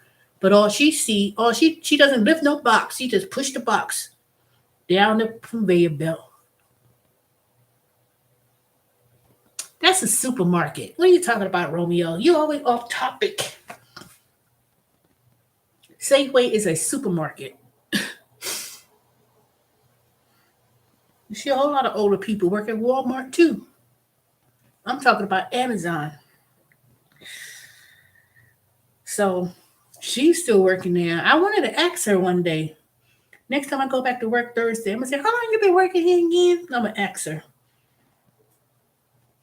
I think she said I wanted to. Well, the Stone Mountain location's only been open for 2 years, so I would say she would only have to been there this time the place opened up. But I don't know. I don't think she transferred from anywhere else. I can't remember, but I ain't trying to be working at no Amazon until I'm not trying to work at no Amazon in my 70s. Nope, nope, nope. If I work at Amazon, and you say, and someone says, "Hey, y'all, I'm still at Amazon," I better be behind somebody's desk. That's what I better be doing, behind someone's desk in an office, nowhere close to lifting a box. Other than that, but that's the advantage I would have to say with Amazon. If you're a young person or you know someone who's a young person and they're not doing nothing for themselves other than staying at their mama's basement and not working, you better send them right on there to Amazon and apply. And after 60 days, you could take advantage of their tuition program and they'll pay for you to go to school. So that's one good thing. Even if you didn't have your GED, they'll even help you get they help people get their GED. They'll send you classes to learn English because a lot of people, Amazon is an international company, so they got programs for people in the United States as well as in Europe. They have the career choice where they'll help you enter into a brand new career by taking courses that's signed up through Amazon Career Choice. So they got the areas of computers, business, and medical and mechanical. So mechanical, let me tell you about that. If you wanted to go to truck driving school, for instance, and learn to drive trucks, you could apply and you could apply to the program and you could go to truck driving school and you could learn how to drive a truck. And if you want to stay at Amazon, because Amazon hire truckers, or if you want to work for another company or whatever, you could do that. Cybersecurity, but that's real popular. Every time I looked up, I was like, oh, I'm gonna do cybersecurity. Next thing you know, I applied, took the test, passed. Then they told me they had no more room. I'm like, oh shoot. So I chose something else. You go to study mechanical. If you want to fix planes or fix majors, whatever, you can go to school for that. And every state is different. So I don't know what programs in each state, but the ones they have, the programs in the schools is online, anywhere, hybrid, they call it. Or you can do it online or you go on the school campus. But every state is different. Now, I know if some people live in Florida, they may have a way lot of choices in terms of what programs and schools are listed. But even if you're going for your associate degree or your bachelor's, they don't pay for MBA and advanced. They'll pay for your bachelor's degree or they'll pay for associate degree. And that's pretty good. But if you want to go into medical, which is dental or medical nursing assistant, they'll pay for that.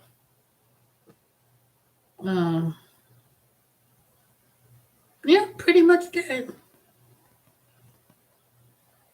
And you don't have to be a certain age as long as you work at Amazon. And after 60 days, I think it is, you're eligible. And they pay 100%. So, but it is a dollar amount up to 5,000 something dollars. So I say working at Amazon as a young person wanting to study or get a degree or get their foot in the door, they really, really, really, really push people going to school. And they'll adjust your schedule. If you have to go to a class at a certain time and you tell them I have a class to go to on this something, they will excuse you for work, not the whole day, but I think they'll excuse you for those hours that you need, and they won't take away from your personal time or nothing like that. So that's a good thing. And they don't want you to stay either. Once you get that career choice, if you decide to go somewhere else, they're not going to say anything. Now, if you want to work within Amazon, you have to find something within that's going to be in alignment of where you went to school for. So if there was something like I want to do technical sales, Um, I'm still learning because this is my second week. I'm supposed to be studying right now, not be on hand with y'all. It's 2 hours, so I'm going to end this in the next 1 minute. So, benefit wise, you get benefits from day one. That's pretty good. When I went to the doctor last week, they said, "Oh, you got a good program. This one treatment alone for the diabetic infusion will cover your deductible. Everything after that is 100%. But you paid 10% and it's covered 90%. So it is good benefits. It's not great like it used to be when I used to work for the government and private sectors when they had a different kind of plan, but it's still that's another good benefit. You get insurance from day one and retirement plan and stuff like that. So if you and it doesn't take a lot of brains for you to do the job. It's just a matter of stamina, standing on your feet. But if you have medical accommodation, like I said, I could have a chair next to the station. So anytime my feet start to swell up and it start to hurt, I could sit down. But sometimes I don't sit down the amount of time they tell me. I'm supposed to sit down every 2 hours. But sometimes, I just keep on working and then I try to, but I said, shoot, everybody's sitting down. It ain't like, but my thing is I get to sit down and have a chair. I'm not sitting down on the table and all that kind of stuff. And I don't try to sit down too much because I need to have my leg circulation. So, but other than that, um, you have to find something to do. I know people like to do this gig economy and how it changes in 5, 6 years since I've been doing it. And they was like, oh, you can make your own schedule. You can make as much money as you want. And you can get flexibility. But when it starts coming to being in a recession, food prices high and, and all the inevitable of what's happening in this economy, prices of apartments, houses going up, and people can't afford to find apartments and they living in their car or, you know, even if you had two people working, it could help the burden a little bit. But when you single by yourself and you trying to, even in Atlanta, don't come to Atlanta. No, no more people come here no more. Don't, nope. Close. Eek. You ain't gonna find no apartment that's $800, $900 a month. Those days are gone. Gone. You ain't gonna find no studio apartment in Buckhead for 600 something. No more. I found one that was years 1996. And even if you say I'm gonna go outside of the perimeter, the prices and rent, because I've been doing mystery shopping for apartments and stuff, even though I get, $30 to do mystery shopping, they want non-refundable application fee, 1 month, last month's rent, which is 1,600, the least that I've seen. And this was a year ago.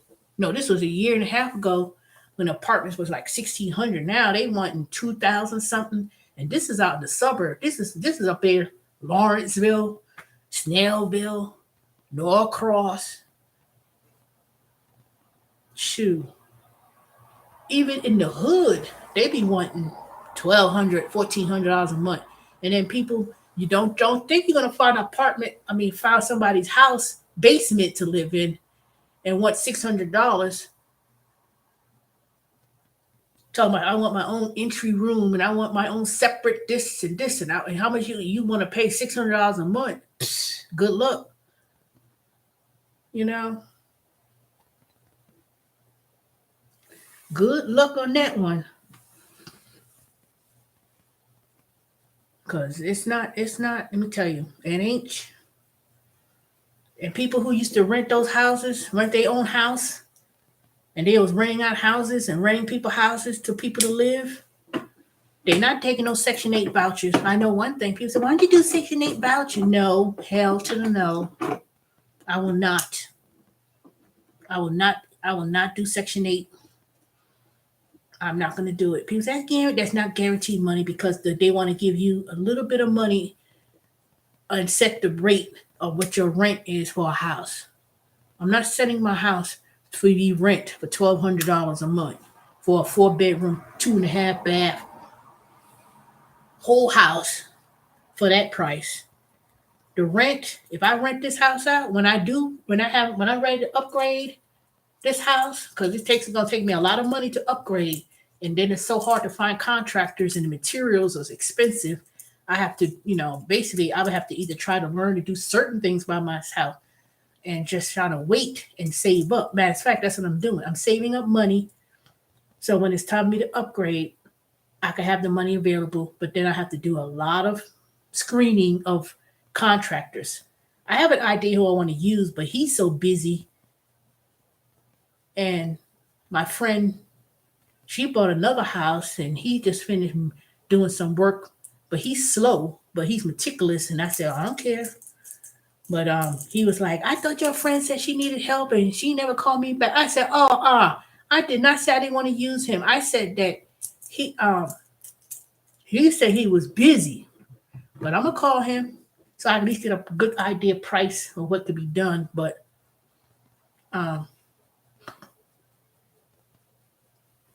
you know, it's only so many things I could do right now, but it's gonna be done. It's gonna be done, but not no major remodel. I mean, I'd probably do a major remodel. Say I finish paying off this house mortgage wise, then I'll do a total revamp. That's when if I'm ready to sell, I may do that. But if I was gonna sell this house, I would do a major. I would do a major whatever, get whatever equity, but I don't have a place to live. I have to have another. That's the only reason.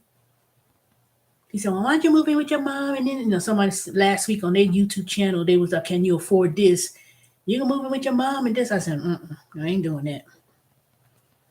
I do not want to move back in my mother's house for the sake, unless I'm moving to her house and she's elderly, like really old, and she couldn't take care of herself, and I'm her caregiver. Yeah, I may do that, but my mother is very physically capable.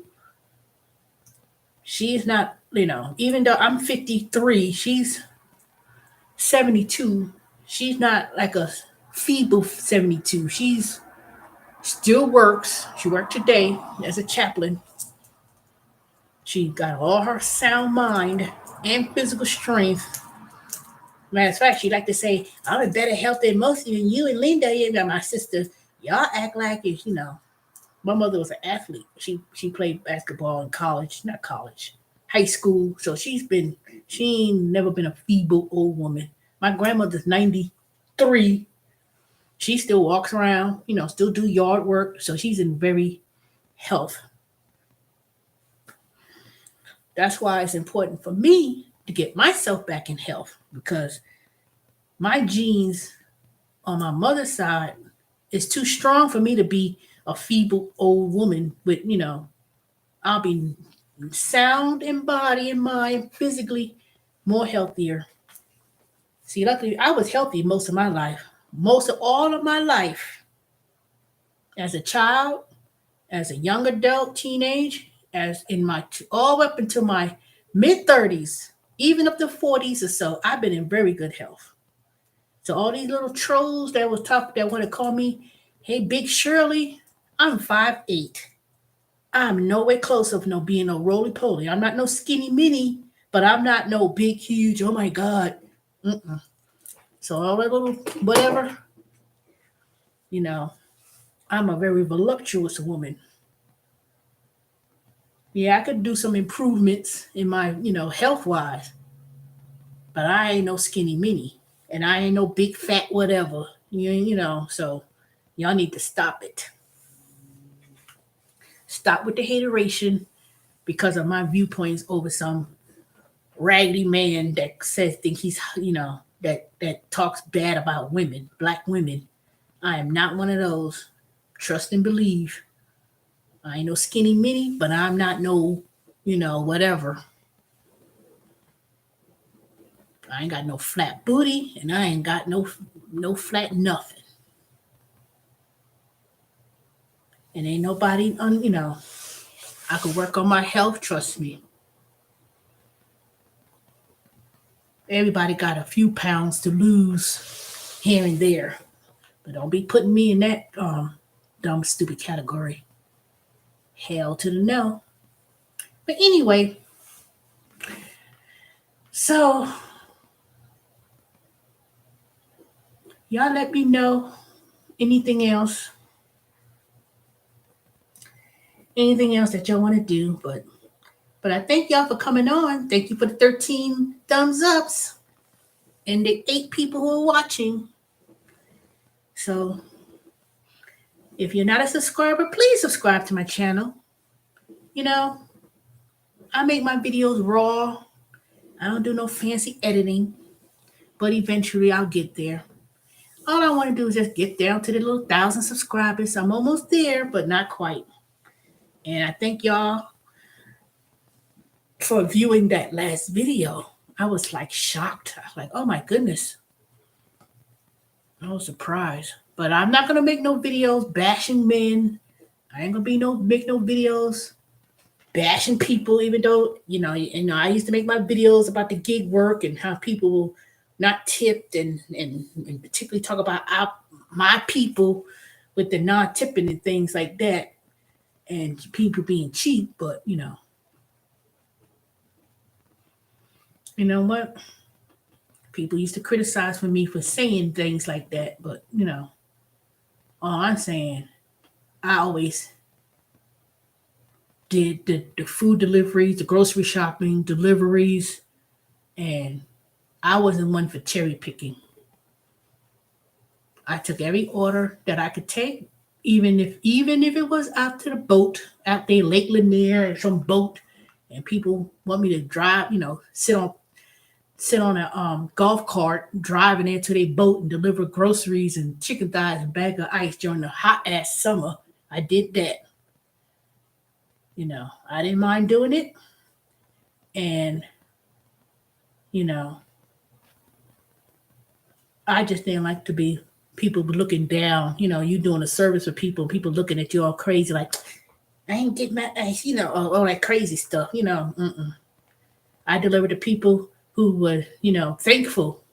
They said, I appreciate it. I'm sorry if I couldn't give you more than what you. I said, no, no problem. I did it because I knew how to do it to be efficient. And I knew that I always suspect 100% of people tipping me, but I always said I had a number. I said, if I do 10 deliveries, one today, I know my expectation is 60, 70% of people will tip. The other people may not be able to, but I don't worry about that. I didn't worry about, I get no tip. Now, sometimes you ain't going to inconvenience me in a way where I can't park my car safely without worrying that somebody's going to put a boot on it, or I'm delivering in the dark and people can't turn on their porch light. Now, that's what I had problems with.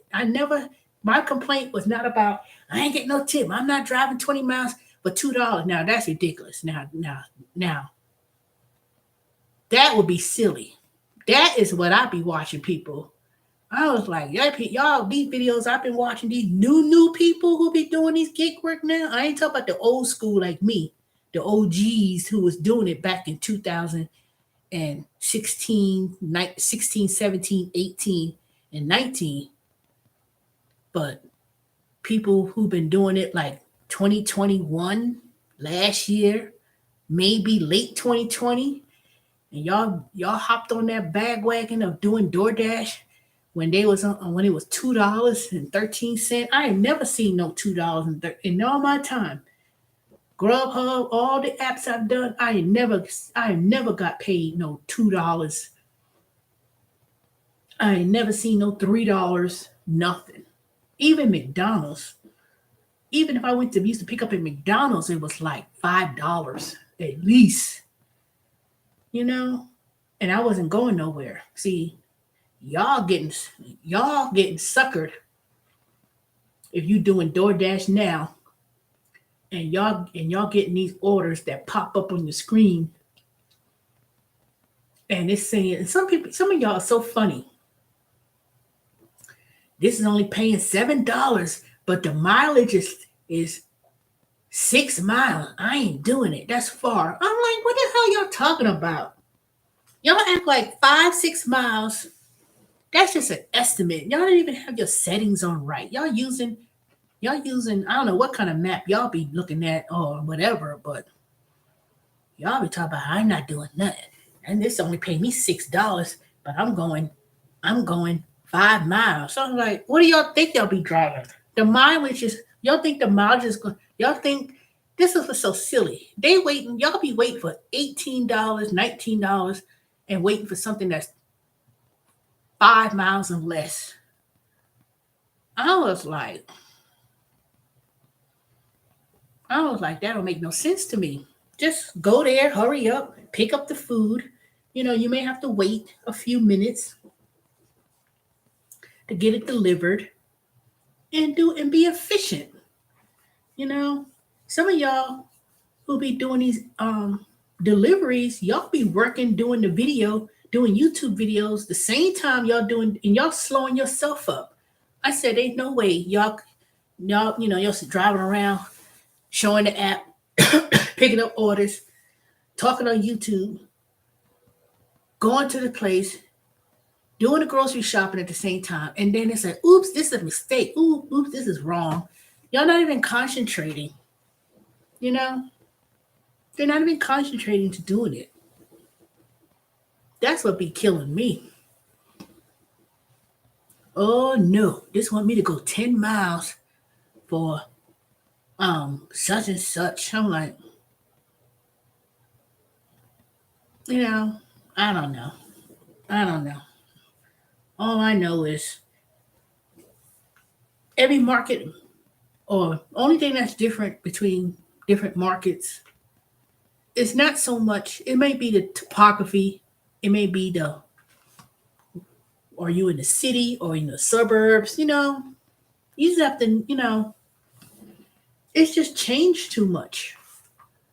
When it started going strictly to fast foods and stuff, and they took away from the um, more private restaurants, quality of restaurants. What do you expect when you go into McDonald's, Wendy's, and Burger King, and all these fast food places? What kind of money you think you're really gonna make? Even Chick Fil A, even at Chick Fil A, some people say, "Oh, I got this order from Chick Fil A. It's $12." Man, I don't know. Grocery shopping and stuff. You just have to change them. It seems like you have to have a different mindset with these apps. With these, if I once I finally give them my driver's license information for Uber, I'm gonna download it and I'm just gonna see, but I'm not gonna rely on Uber. Well, first of all, I'm not doing people. Nope, they can forget that. I'm trying to wait until they do corner store, whatever that thing is. Which, oh goodness gracious! I'm trying to wait to see if they're going to be in Atlanta for the corner store or corner shop or whatever that thing is. I'm going to wait for them to do that, and I'm just going to go on back to my little area, Swanee and Snellville and Lawrenceville. And it may not be Lawrenceville because Lawrenceville might be dropped off the map because they starting to be they're not they're not as exclusive like they used to be in Lawrenceville. You know, too many people of certain economic status start moving to Lawrence unless you're in that real exclusive area of Lawrence. It's Lawrenceville, but it's really close to Swanee with those country clubs. Yeah, I would go over there because those people, they worth millions of dollars, and those houses are like millions of dollars, and those people are, big time entrepreneurs, and sometimes it might be one of those Real Housewives of Atlanta residents or whatever, because you'll never know who house you'd be pulling up to. I remember I used to go in Buckhead, those big, beautiful mansion houses. I'd be going in there, delivering the groceries to the maid. The housekeeper or the maid be there. Now, you know, I'll be standing in some people's houses, and I was like, dang, this foyer is bigger than my damn living room and kitchen and my little foyer put together. That's how big and beautiful those houses were. You know, I used to make a killing. I go right up in there, Sandy Springs, Buckhead, all those, and then on the weekends I did the country clubs, Weight Race Swanee, and all those beautiful houses and gated communities. You know, and I got me some good orders there. I got me some good orders, and I worked that areas, and I did, I didn't take all day, all night, whatever. That's how you do it, but it's change. You know, you got to go into the most affluent people who got money. It ain't white people area either. White. I mean, majority of white folks be living over there. You may see a few black folks, and you may see a few Indians and Asian people, but I've been in an Asian area that was all $1 million homes. It was a whole Asian community in India. I thought to see that too. Very affluent areas of people, and even some African. You see black folks most of the time they from different African countries or Caribbean islands, and they got money. You may see some black American people, they got money and stuff, but you have to. It's not based on color; it's based on economic status. Those people have executive jobs and entrepreneurs. They don't have time to do their own grocery shopping, so they hire people to do it for them, or they hire, or the assistant make the list of groceries for the household, and they say okay, and they use the service. And sometimes you have to be careful of those people who be those house people, because some people they say okay, this is for the delivery person. They give them the cash, and some people they don't even give you that cash. They be lying. I said, ain't no way this person who live in this home ain't leave no tip. Some of those maids and house people be taking the money. You know how I know? Because they used to do that with Domino's. I would sit there and do the delivery for Domino's. The parent ordered the pizza to be delivered to the kids that's supposed to be at home. They supposed to pay. They give the child, say, okay, leave this. This is the tip for the driver when they come here. They didn't even give the driver the tip. They trying to keep it for themselves, just to turn around next week come when when they do order pizza or they do order the food, they'll ask you about the tip. I said, no, ma'am, because I remember. No, I didn't. No, man, I didn't. Sorry, I didn't get the tip. No, I thought that, and then they'll turn around. So, did you take that money? And they turn around and give you the tip from last week and the week before, because they'll ask. They'll ask just out of for some reason. They'll just turn around and ask. You know, because when I go up there and I give them the receipt and I give them the fee, I said, okay, here you go. I said, if you wish to leave a tip, you can. I don't know. Don't ask. No, I don't ask. It's the way that I do it. It's a certain way that I do it. I would thank them. That's what I would do. Thank you for the tip. And before they even write anything, I already said, oh, thank you. I appreciate the tip that you wish to provide. Because see, that way when they get the paper, they see tip, and then they be like, then they'll either or they'll hand it to you already. You know, there's a way that I do it. I can't remember how do I used to say it. I don't know. I just have a certain judgment about when I know who would tip and who won't, because especially if they're regulars. If they're regulars, I know they'll leave a tip. If I know I'm going to such and such, I'll say, oops, I recognize that address. They always leave a $20. They always. It's either going to be on a credit card or they're going to give it to you when you get there. And they always seem to give me extra because I always be more, you know, there's a way of doing it. That's all. I always try to get to know I always try to get to know people. When I did those grocery shopping and all those food deliveries, I would deliver the groceries one particular morning, and then the next day I'm going to the same house doing Uber Eats, and then I'll walk up and I says, "Hi, how you doing?" Then it says, and they always come to the door. It says, "You," it says, "Girl, you really hustle. You do and they know you. They know you. They'll know me when they come up to the door. They be like, um, they will ask me how I'm doing because see, when I come up there, I try to establish relationships with people with, you know, knowing little things about them. I don't just deliver the food, here you go, and walk off. I try to at least ask them how they doing and establish some kind of rapport and talk and you know ask them how their day's going and then go about my and then go about my business. And I'll just go about my business. And then and if I know they are regular, I say, okay, hopefully I see you next week. And they always want me to come back every week, weekly. I know the time. I know. And see, y'all have to know if you want to really get some good advice on how to do things. And when I used to do my channel, it's all about being friendly to people. Y'all may think because I be cursing and carrying on and whatever on my channel. I really don't do that. I really hustle. I really do. And and sometimes you have to. I think that people, if you look a certain way, how can I say this without being that guy? You crazy, but that ain't crazy. This is truth. I think that some people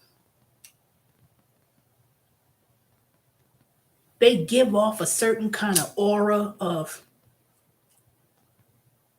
disgust. And let me tell you the reason why I say that. For instance, when I ordered food one time, and it wasn't so late, but it wasn't early. I'm waiting. I said, okay, let me go ahead and have the door open and ready. The person pulled up.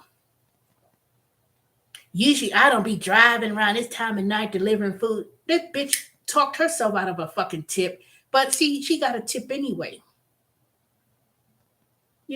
She act like she was going up some big ass driveway.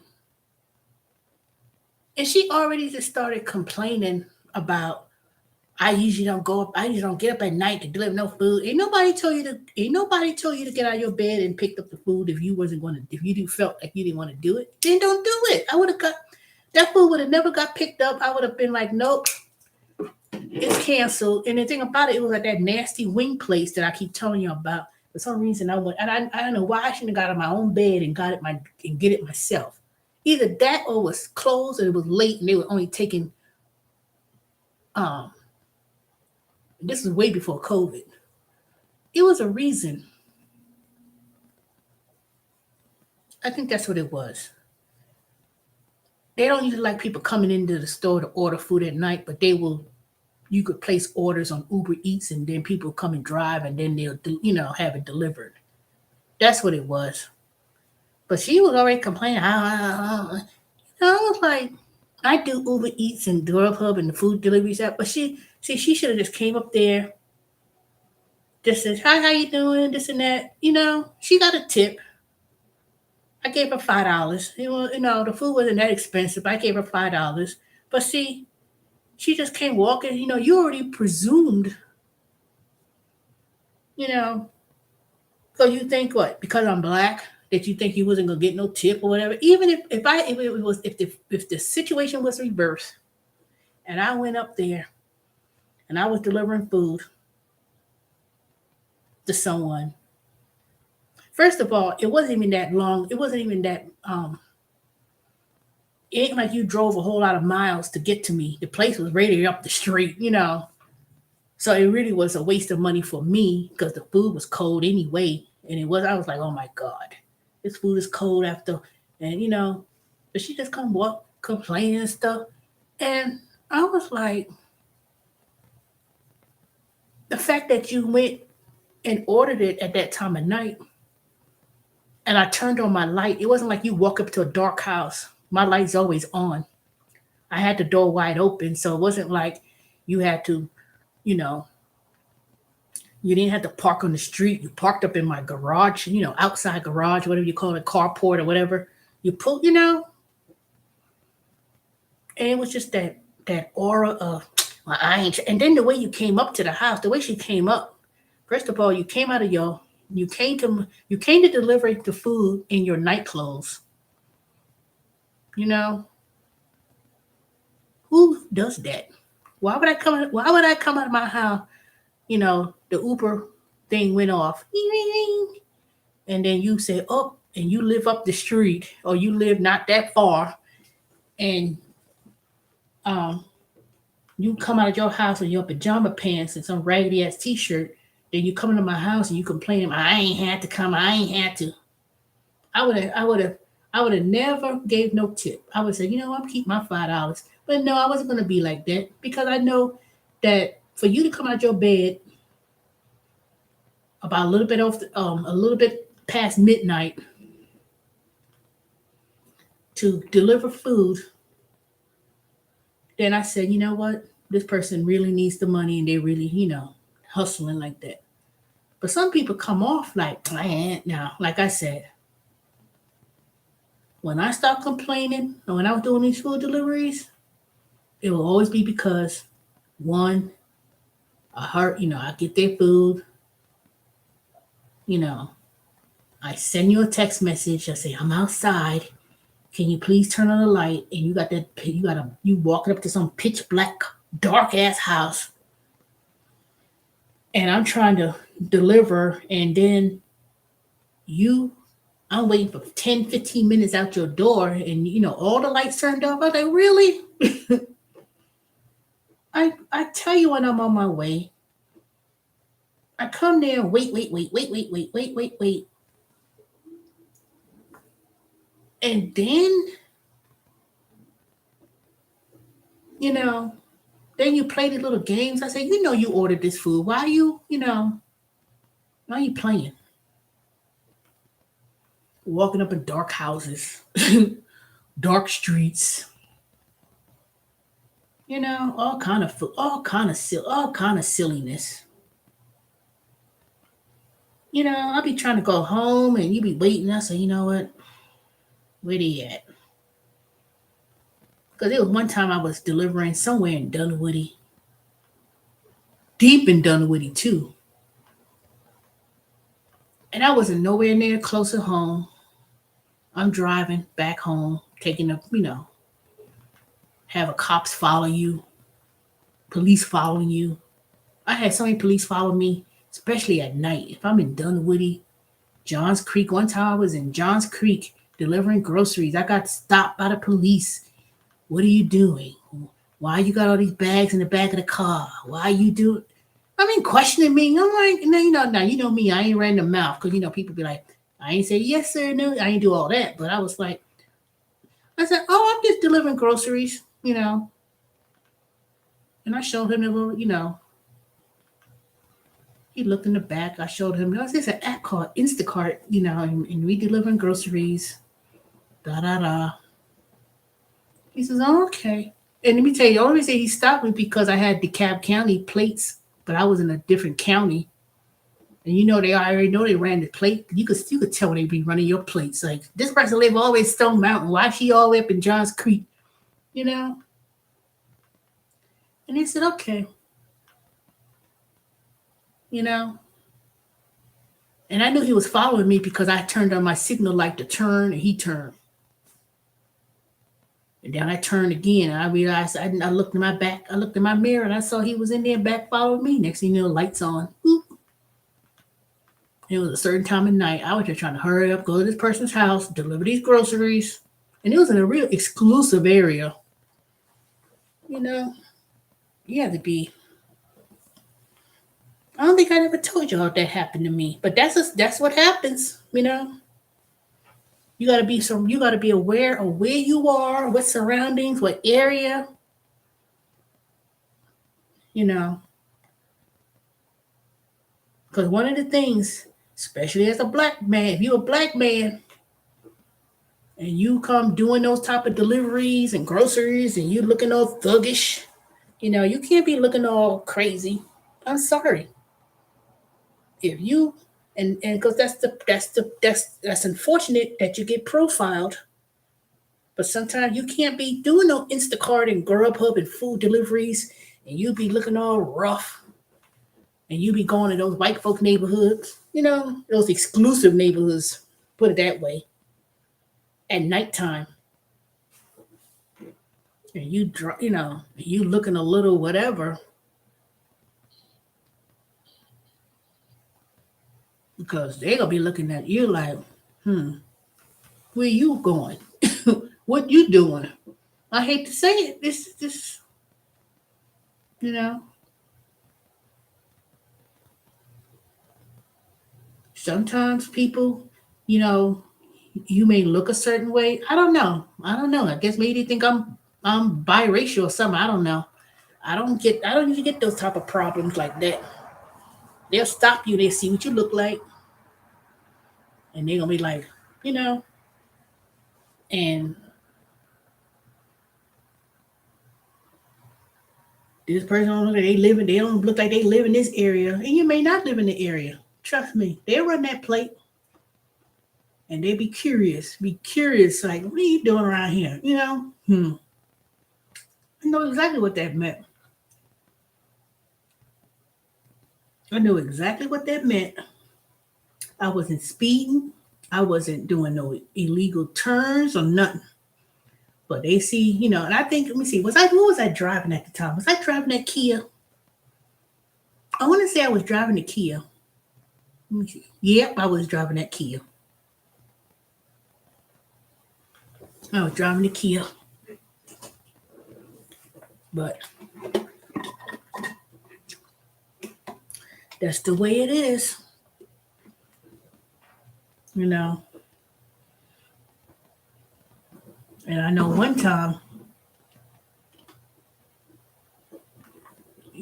those own neighborhood people, patrol people, they'll be flagging you and tracking you down too, especially at nighttime. That's why I call it when I know when I'm in certain areas. I don't care if it's a rich, affluent area. I'm gonna make that phone call. Say I'm here. Please have the light turned on when I get here. That way I don't be walking. You don't see your car parked on the side of the street, parked in front of someone's house, and you walking in the dark. People be like, and police walk by and they say, "What they see? What that nigga doing off at that person's house?" They gonna think you doing something suspicious. Nope. Please come outside when I'm ready so I could give you your stuff. That when I don't be standing in the dark and people be looking, thinking you're doing something funny because the lights turned down. You see somebody standing your door and you got a license plate for DeKalb County and you all the way in Cherokee County or whatever county and you ain't nowhere close. DeKalb County ain't nowhere close to no Cherokee or no Hall County, even parts of Forsyth. Don't be in areas that you say, your license plate don't match at that time of night. Don't be hanging around. And if you're going to be in that area doing that,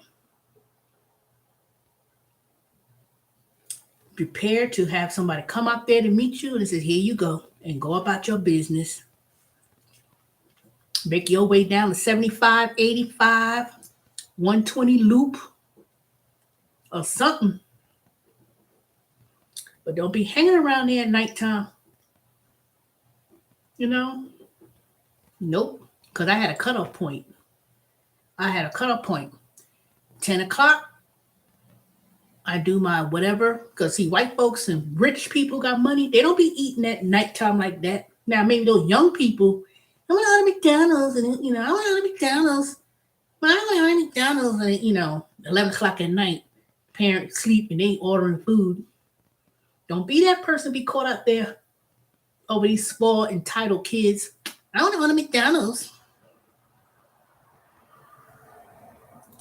And, you know, go ahead. I want to order McDonald's. You better be out there ready to with that bag. You better be at that curve. Don't be walking up nobody's house. I don't walk up people's houses at that night, even in the hood. I don't walk up there for the simple fact that either one, you're gonna be endangered by somebody in the hood coming up, maybe doing something crazy, or two, you're gonna be approached by police officers or the private patrol cars who patrolling the neighborhood. You know, make your way right on home. You know, if you do things at nighttime, like food deliveries and stuff, do it somewhere where it's more. Um, I wouldn't do it at night anyway. Mm-mm. Food delivery, nope. Because a lot of restaurants and a lot of places, fast food now, line be wrapped up around the building, wrapped up around the building. Nope.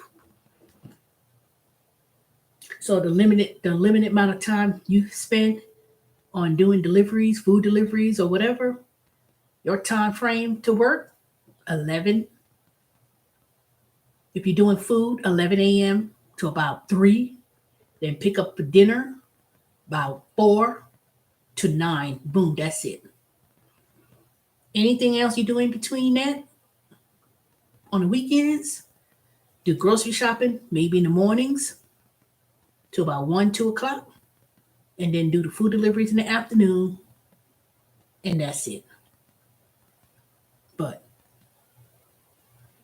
things are a little bit different now because a lot of these food deliveries is now fast food. It's not the more up better scale restaurants like they used to be. So, anywho, I've been here for almost 2 hours and 41 minutes. Please like, comment, and I would say share my videos, but I just appreciate any comments. Not from the trolls either. Because if you do, I'm going to curse you out. And if you're not a subscriber, I would appreciate that you subscribe. And give me some ideas of what other videos I should make. I don't know. The best video I made with that Kevin Samuels thing, that thing took me over the top. I was like, ooh. And I do appreciate the new subscribers, but please, new subscribers, I know y'all came to see about something with Kevin Samuels and want to hear some viewpoints and this and that or whatever. That's fine and dandy, but you know, I'm just trying to share my experiences and still trying to learn how to build a channel and see what topics that y'all interested in looking for. Um, but nope, I don't need no more videos. Don't forward me no videos, Romeo, about no Samuels and about this person's clone of whatever. I don't want to see it no more because I don't want to give no clicks and views over no foolishness of somebody else about whatever. I didn't watch him when I was when he was here. He had his YouTube channel when he was alive. I only watched little skits, you know, Keisha and Mo, they were doing people making little skits about him, but and the little skits that I've heard people talk about. But other than that, I'm not trying to jump on no bandwagon like that. Because in a couple of weeks, it's gonna be a new thing. It's gonna be a new topic, a new interest, and people run that story to the ground. Um, I still have 740 something, but the other day when I made that Kevin Samuel video, I had 11 brand new subscribers and I had over 1,000 something views that I was notified of. I was like, what? Now that was a lot for me. That's a lot for me considering that I only get about 10 people viewing. It'd be the same 8, 10 people, be the same y'all. Blue, Romeo, C. Henner, Brooklyn Boy, um, you know, Sally, these nuts. It'll be y'all. It'll be the same Yvette de jour. It'll be the same people, the same little small circle of people that always come on my channel. Shelly Shell, because I had like, what? It was amazing. I was like, wow. If I knew that writing that, if I knew me talking about something that I heard that was trending, and I didn't even know it was trending, when the person told me about that Kevin Samuels passed away, or they heard, I said, I ain't heard that on YouTube, and I started going on there, and I asked the question. I said, I heard, that was it. And then when I did the live stream, it was my viewpoint was basically why people acting like someone dying is a form of punishment. That's the cycle of life. We are gonna pass. We are gonna leave this earth one day. And I said basically the reason it was so shocking about it was because people were thinking about their own mortality. That's what it was. And then when they were saying about people be hating on him, it's not right to talk about him and he died. If you don't know the man, you don't know him. Why should it affect me about what happened to him? I ain't never met him. I ain't never talked. He ain't bothered me. I mean, I still didn't like what he had to say, but I didn't agree. I'm just saying that if somebody didn't like him or they wished him, they was like good riddance and stuff. Nobody's karma cannot kill you. Karma is not when someone passes or someone dies. You can't say, "Oh, that's karma." That's not karma. Everybody's gonna die. That's the point I'm making. And my point of making is that if someone passed away, don't come up and show out and be carrying on over somebody you never met. And if somebody don't like what he liked his viewpoints, if they didn't like him as when he was alive, you ain't gonna like him when he's here. When people grieve and they give condolences, it's really it's the comfort of those he left behind. His immediate family is to give them condolences of comfort and prayer for those of his immediate family. But in regards to how someone acts in life, if you're a butthole in life, when you die, you shouldn't be. It ain't no different. Nobody should say you some saint afterwards. Well, if he's your godfather, all right, go ahead, Blue True. But I can't. You can't. I can't. I can. How you live your life when you present and how you leave this earth. So that's all I got to say about that. You know.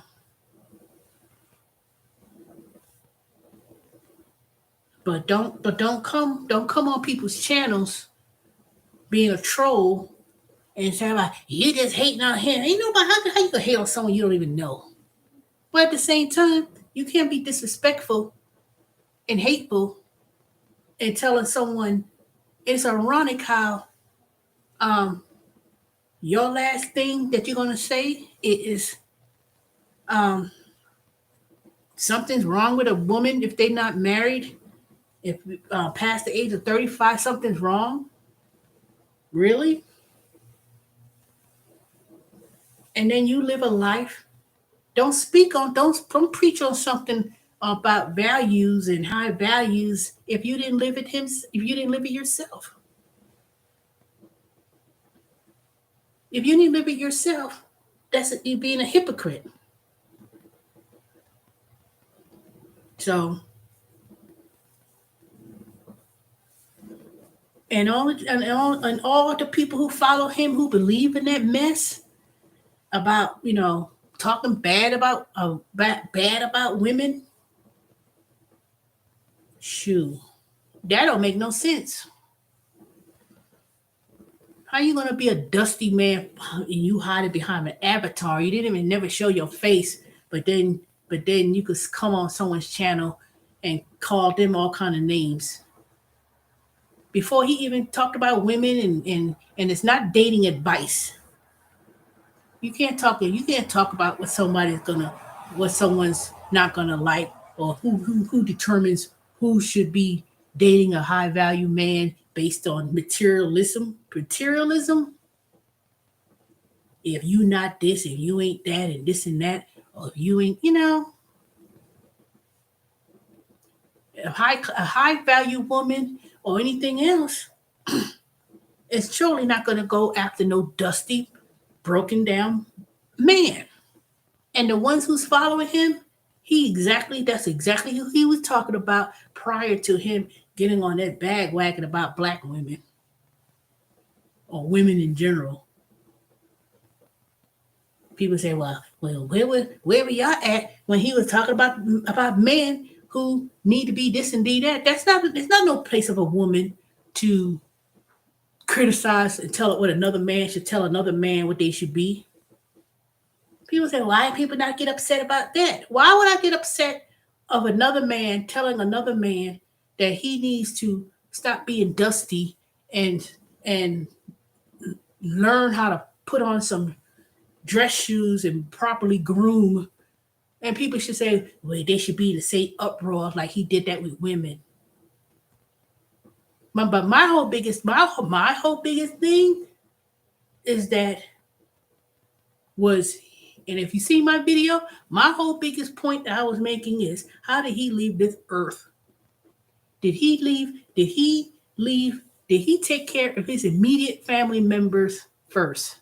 Not a whole million bunch of subscribers who he probably don't even give a damn about. He just wanted your money. I ain't see no influence in you talking down to people like that. I didn't see no value in that. Your value of a man is that you take care of your own immediate family. Did you take care of your children, your daughter? Did you take care of your mother? Did you help them out? No. Now, the story will come out. More and more stories will come out about him, you know, about his life. How did he lead his life? Did you leave yourself a high class value man and followed your own principles? That's what I'm talking about. That's exactly what I'm talking about. A classy man does not come on no social media and talk in a matter to anyone if you didn't do it yourself. That's what I'm talking about. No, because somebody, if how you gonna make that's general? How you make a generalized statement like that? If you 35 and you ain't married, something wrong with you. Who says who gonna make a comment like that? The most of these men so wishy washy. They don't know what they want. When it gets to 3 hours, I'm gonna end it. So I got 7 minutes, and I'm gonna use these 7 minutes. If you sit up in here as a man who degrades people in a matter, and then after that, the more and more I keep people videos keep popping up, the more and more it makes me really upset, because one advice, and I heard it played back, was if the woman was dating a man and the child had said something of a situation that's happened to them, you don't believe the child, but you should believe the man that you're seeing. That means if the child comes in and says, "This man touched me," you gonna tell someone advice and say that they shouldn't believe the child because the child could lie? You mean to tell me that somebody should overlook their child, a situation that may have happened to them, that man or whoever you brought in that household or in your lives, they should not listen to the child and what they say because they be lying. Now I'm just paraphrasing what was stated from him. What kind of advice is that? Who does that? You gonna sit there and tell me, a lot of people they have children from previous relationships, and then that's why you can't bring everybody around. I don't have any children, but if I had children and I meet someone,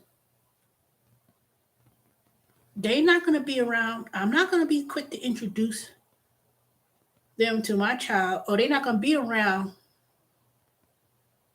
the child I'm with. Or better yet, you gotta be careful who you bring around your children, and it goes both ways, men and women. You can't bring strangers, even if you dating them and stuff. Cause some women and some men too, they neglect their child and be all wrapped up in that man or woman they dating or seeing, and put and jeopardize their child well-being over some piece of butt. Or I ain't trying to say a piece of P and some D. No, you can't bring you. That's why so many cases now with people, child being killed, being abused by some total stranger, that the woman and the man, vice versa, it goes both ways, jeopardizing the child's life, or they don't believe the child that happened to them. Child tell them that this person did this to me, this, and they don't believe them because they want to be in a relationship. Thirsty men and thirsty women, both ways. You know, it happens in both ways. So don't sit there and tell me that he was a gentleman and he was classy. There ain't nothing classy when you say something like that. And if you don't believe me, that was said, y'all go back and look at his channel because I ain't got time to look at him. Enough things been played enough for me to say, you know what? He was nothing but a hurtful, spiteful man. And now look at him. You died alone. You died underneath another woman. Allegedly a prostitute or whatever. For all I know, it could be a damn transvestite man or a trans man or no, trans woman rather. There's a whole lot of people, there's a whole particularly black men. They sit up in here, and that's another topic I'm gonna bring up once I frame it the right way. When I decide how I'm gonna approach the topic. All these men, they go up there dating trans women. They look like women, and even some of these videos I be watching on some of these YouTube series, they'd be like, "Hey, yeah," and they be a straight up dude. But when you look at them, all the fake titties. I was like, what the hell? How do they look like that? Wearing all the makeup on their face, patting the face down, and all the weave and the lashes and ugh. And then they telling calling each other, hey girl. Shoot. Have all these men talking about, I ain't know. They trying to claim you ain't know that was a woman. I mean, that was a man. Man, you stupid. You know, let's get on some of these high class, so-called high class men who be looking for something. They looking for something, all right. They figure because, well, and you're dating up these trans men, I mean trans women, looking like women. Man, please. Some of these black men, they so fucking confused, and I there's some white ones too, but I'm talking about black people. They so damn confused, they don't know what the hell they want. And I could name a whole bunch of people, celebrities, they be dating up there, dating up some trans woman. Shoot. And don't let me get, I ain't gonna get, oh, it's 3 hours. So I already said my deadline. So if you a classy man and you say he's so classy, let's see what he did. Well, let's look at what did he do in probate court. Look at the probate court in Georgia. Did he do right for his own immediate family? Did he leave an inheritance? Did he leave a legacy? Not for these broken down, bitter men on YouTube that want to talk about because you mentioned something about him, you being hateful. How can I hate someone I don't even know? Come on now. The things that became, the stories that came out about him, mm-mm, nope. We'll see. He didn't need to be 60 years old. You reap what you sow.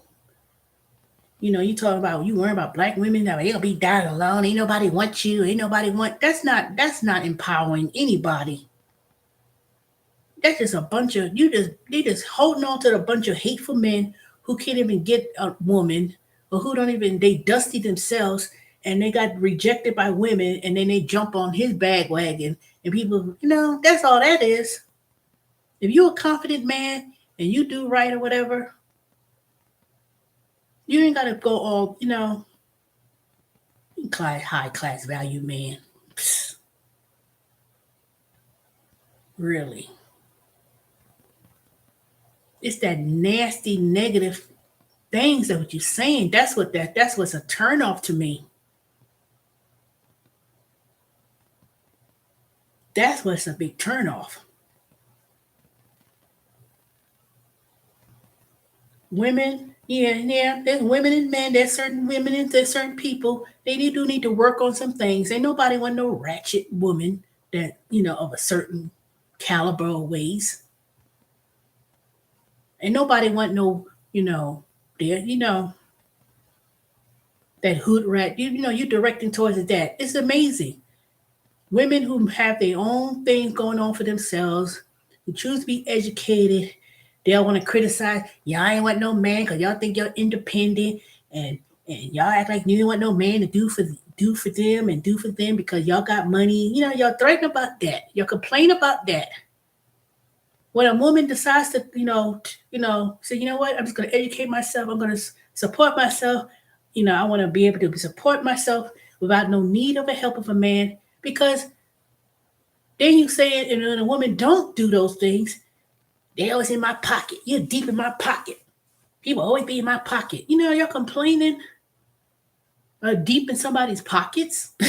But when they say they got their own thing, their own stuff, they work hard, go to school, do whatever, work to get those things. Then y'all feel threatened about that. Y'all threaten if someone choose to be independent, to have their own thing and do their own thing, you're threatened about that.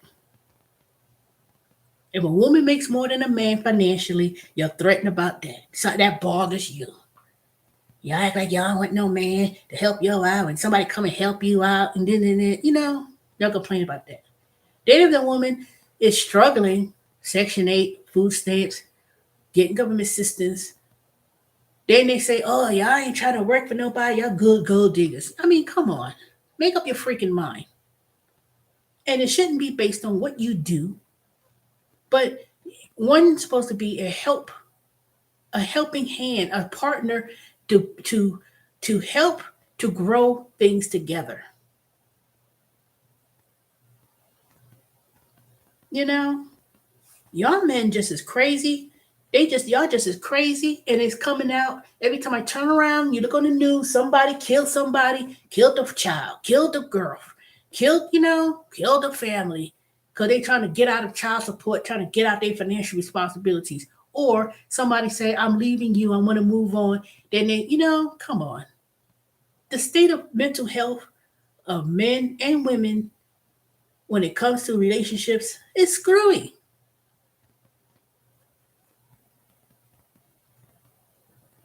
It's just plain plum screwy.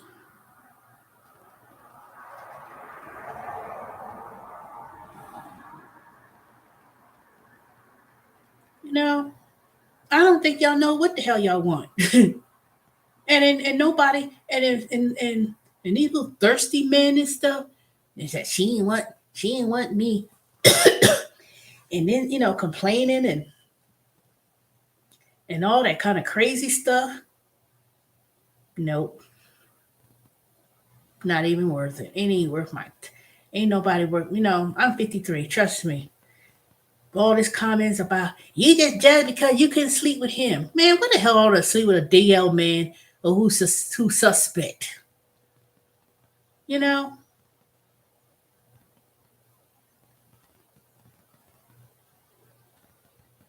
this suspect. Y'all be tripping. People be people think you're supposed to pay. Why should a man pay for everything? They should pay on a date. They should pay. Boy, I swear, if you crying and crying over some $50 date, say you go to the movies, you go to the movies, you go out to eat. That don't mean you're supposed to be giving up the panties just because you took them on some a date that's what $45, $50, even if it's $25, and you crying over that. Why the women should pay? They should pay. If you crying over some $25, $30, or even if it's $100, if you crying over that little bit of money like that, and that's relative based on where you go,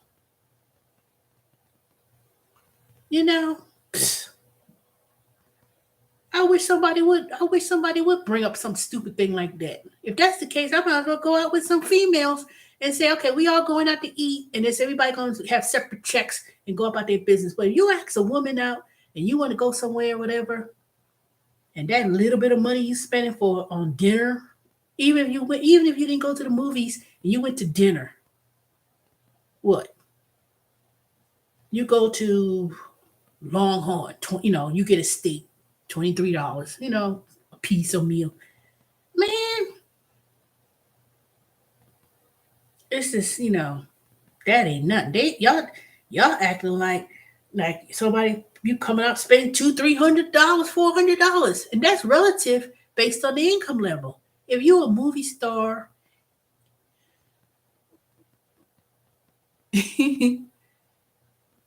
exactly. You ain't got no. You ask somebody out on a date, um, then you should plan it accordingly. And if you know your money budget, if you know your budget, then you would say, "Oh, let me take you to a nice place." You lead and go somewhere nice, and that's it. Ain't nobody going to no damn Capital Grill or unless you got money like that. But taking somebody out does not mean you supposed to be able to that you supposed to be able to jump into bed with them. No, no, not now. If you go out and you spend time and you do things together and let it progress. But I didn't see no dating advice on nothing that he said. Nothing.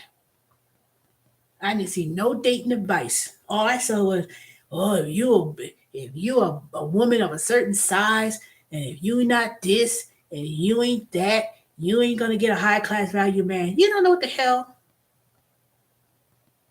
First of all, I was like, well, okay, who's the high class value man? Because it sure wasn't him. That's what I'm talking about. And he was not a high class value man, not one bit. That was nothing but a facade. You put on some suit. First of all, he was 50 something, but 57. So he was at that age group. He's at that age, where most men, especially for his age, wearing suits and stuff the way he dressed, that is really part of the generation that I grew up in. He was in that generation X where, because if you go back from the time people, he was like the age he grew up in 20s and so, I ain't talking about when teenager because that was when the hip hop with the tango hat and all that stuff. I'm talking about when you was like 20ish and your 20ish and 30ish or so. They didn't really men dressed a certain way. Now this younger generation I see walking around here now, they ain't got no concept about wearing a suit. They ain't got no concept of wearing some dress shoes. And they ain't had no concept of being looking like a man's man.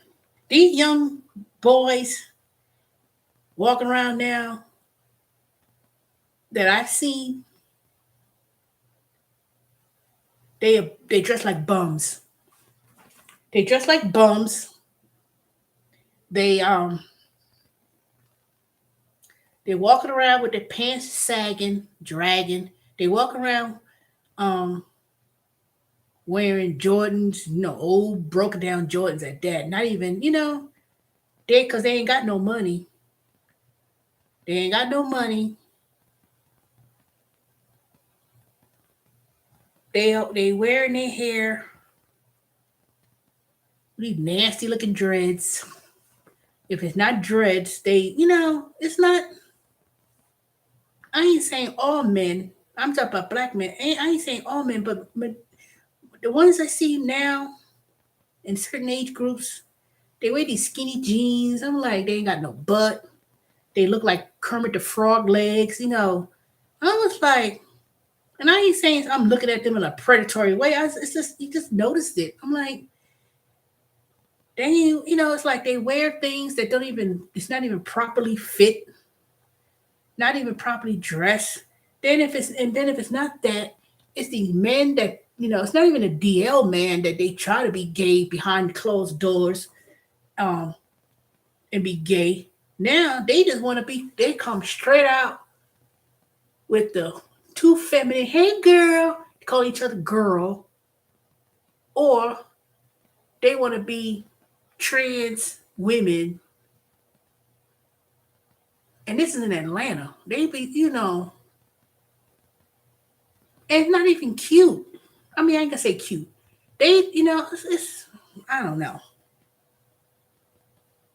I don't know.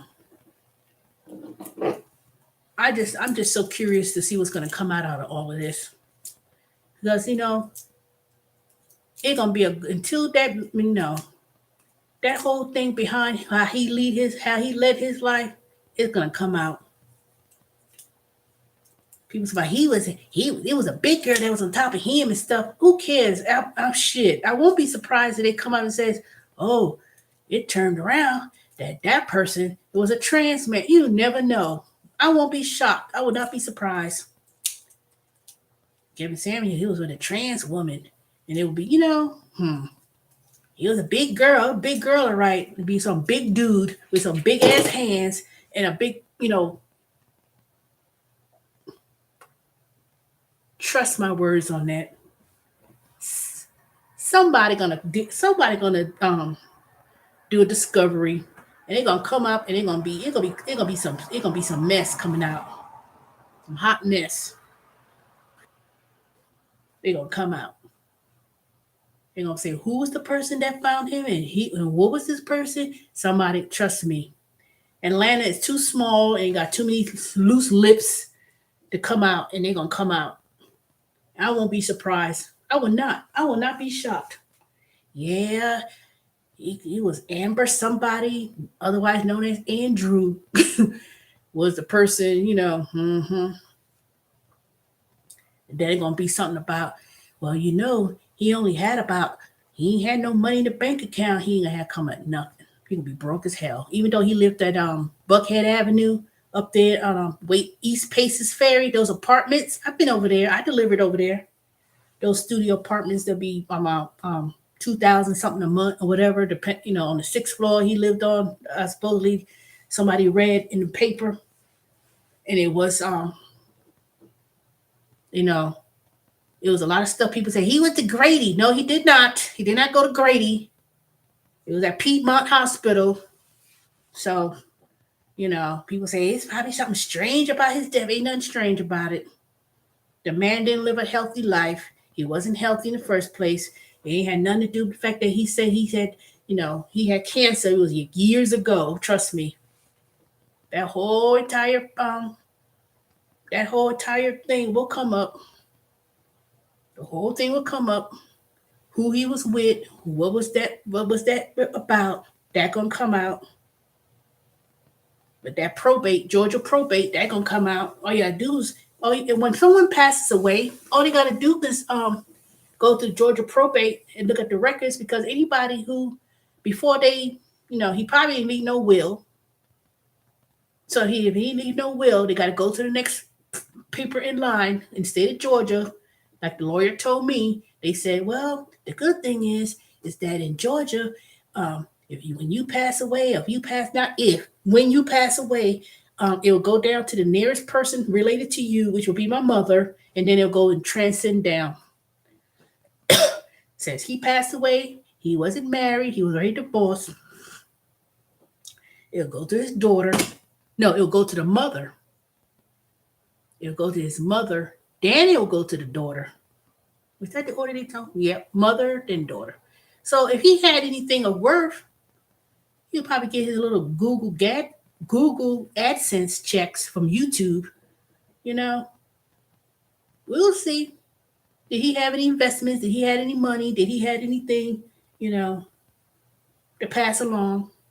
Nice, it'll go down to his head, and then it's going to determine who's going to settle. Everybody has to settle their estate some way. You don't have to have, well, he ain't got nothing. I hate people say that. I said, that's not, estate doesn't mean you have money and assets. No, estate doesn't mean that you worth a whole lot of money and millions. It says, what do you do with your when you settle your estate, is how are you going to settle any debts that you have, any investments, any savings you have, who does it go to? So therefore, if somebody that you owe a debt to, you pass away, you die, they could put a claim on your estate. If you ain't had nothing, then if you die broke, poverty with zero, negative, nothing, there's no way of you getting anything from it. I'm curious now, if you a high value man, that means you had a high value man to take care of your responsibilities, whether you were married or not. Did you have any kids? You had parents. Nobody shouldn't have to do no GoFundMe account to bury you. You don't put your that was the bulk of my video. Not it being a hater because he just an angry black woman. Man, please, ain't nobody care about no damn. Like I said, it's amazing how people are so narrow minded. And I just saw somebody on their Instagram page talking about he ain't made no big posts. You people being haters. I said, and this is my own relative.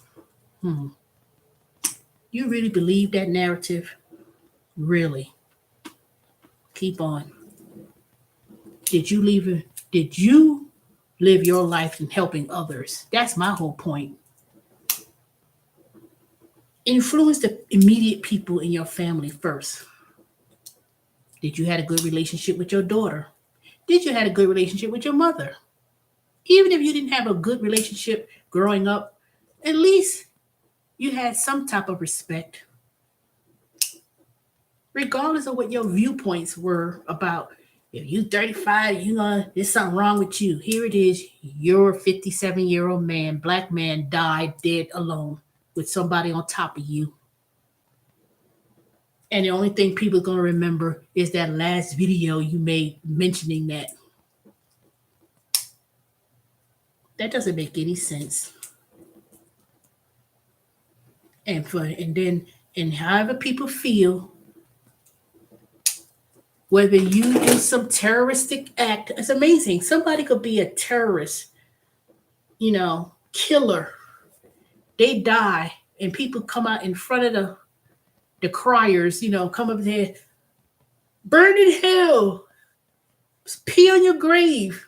If you was a bad person and people felt that way about you, that's their opinion, how they feel. But don't be trying to talk about it. Karma gonna get you for saying that. Karma has nothing to do with no death. Karma has nothing to do with death. Karma that is a cycle of life. Unfortunately, that's a cycle of life. So please stop. So for people, please stop bringing on there. That's wrong for someone to wish on somebody's death. Nobody can wish no one's death. I cannot say. I cause people say that all the time. I know I say it sometimes. Some people, I said, "Boy, I can't wish that bitch could go to fucking hell." It ain't my determination if they go to hell. Oh, since Teresa said that they go to hell, you going to hell. That's so. And people cannot say, if you speak on that, that's gonna happen to you. You don't know. You don't know. But we all gonna have to go. We all got a date to answer to. And it ain't got nothing to do about, people say, oh, he was a good man, he was a gentleman, and he was this. Come on now. I don't know him to say nay or say, but I know one thing is based on your actions. It's based on your actions. Because only thing I hear from all that little rhetorical things you talking about was nothing. Because one, it ain't bothered me, but at the same time, I'm not gonna come here and allow trolls to come on my channel to say all kind of crazy stuff either. You know, all I know, shoot, he ain't my godfather. Ain't nobody went. So stop using words. Oh, the godfather. That's very sacred when you call someone a godfather, godmother. No, that is very sacred. If you ever go to a baptism when a baby get baptized, and they say, okay, who is but the godparents, can they come forward? And you are not anointed, appointed as a godfather. That's something very sacred, spiritual, regardless of what religion or how religious you may feel. I'm not gonna call no man that I ain't never met on no internet. He's a godfather. No. So please stop using. People need to stop using these terms. Oh, he's a godfather. No.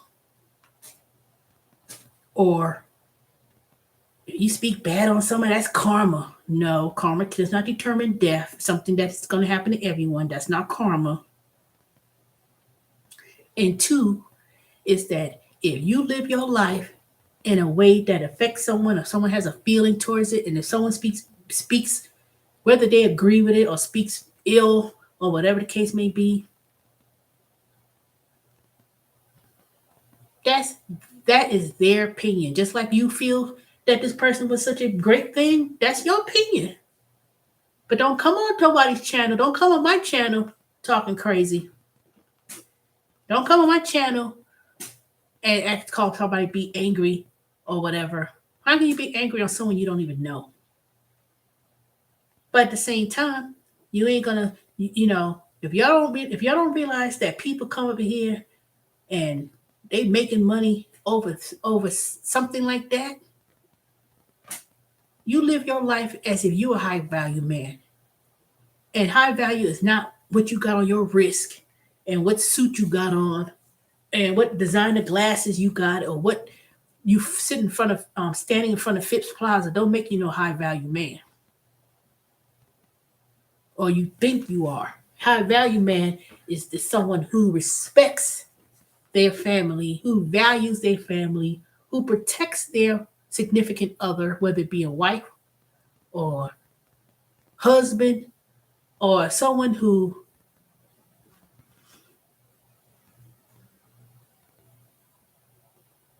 teaches and values biblical, even if you not even believe in God, is someone who that you leave a legacy, that you leave of teaching, of values to a person of their life. That you was a steward of the gifts that God gave you. Your gift of speaking with to others. You had a big platform of 1 million plus subscribers to talk with people, showing love and respect, even if it's true, even if you come up and say the certain things he said about, you know, woman, you ain't gonna get no man if you got a dirty house. That ain't nothing new. I mean, if you say, okay, a high value, and not even about a high value man, a person is not going to respect you if you don't love yourself. A person, you're not going to attract people or be on the same level if you're not. You can't say, "Oh, I want me $1 million, um, $1 million mansion. I want someone who's making 6 figures a year, and you're you're not on that level to support the person, not financially." Because I understand what you see. His delivery was not right. It's not right.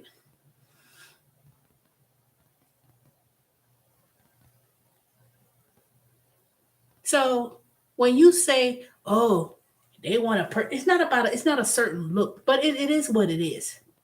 Certain people, they got a certain look that they look when they look for someone. Somebody who's, and I will give this example. Not going to talk with them black folks.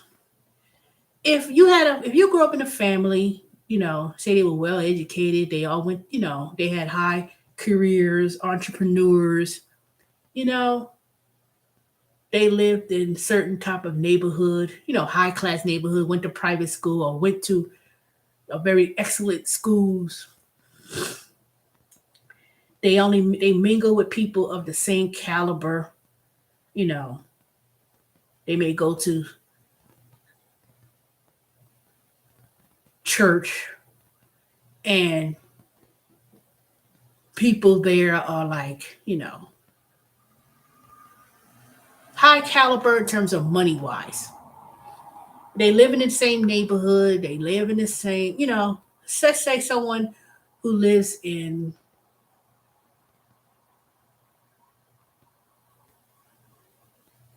let's say Buckhead. They live in Buckhead, and Buckhead is a very high end, very, high end neighborhood, excellent schools, you know, people all belong to the Elk Club or Jack and Jill or whatever. I ain't talking about those regular sororities and stuff. I'm talking about you member of Jack and Jill, you know, Elks Club or one of those high fraternal organizations, not Omega Psi Phi and AKA and Delta. I mean, because that's a collegiate sorority and fraternities. But you live in the area, you live in Buckhead, say you're as a black person, black family, and they go to those private schools or even that other public school that you could go to, but it's only for the areas of where you lived.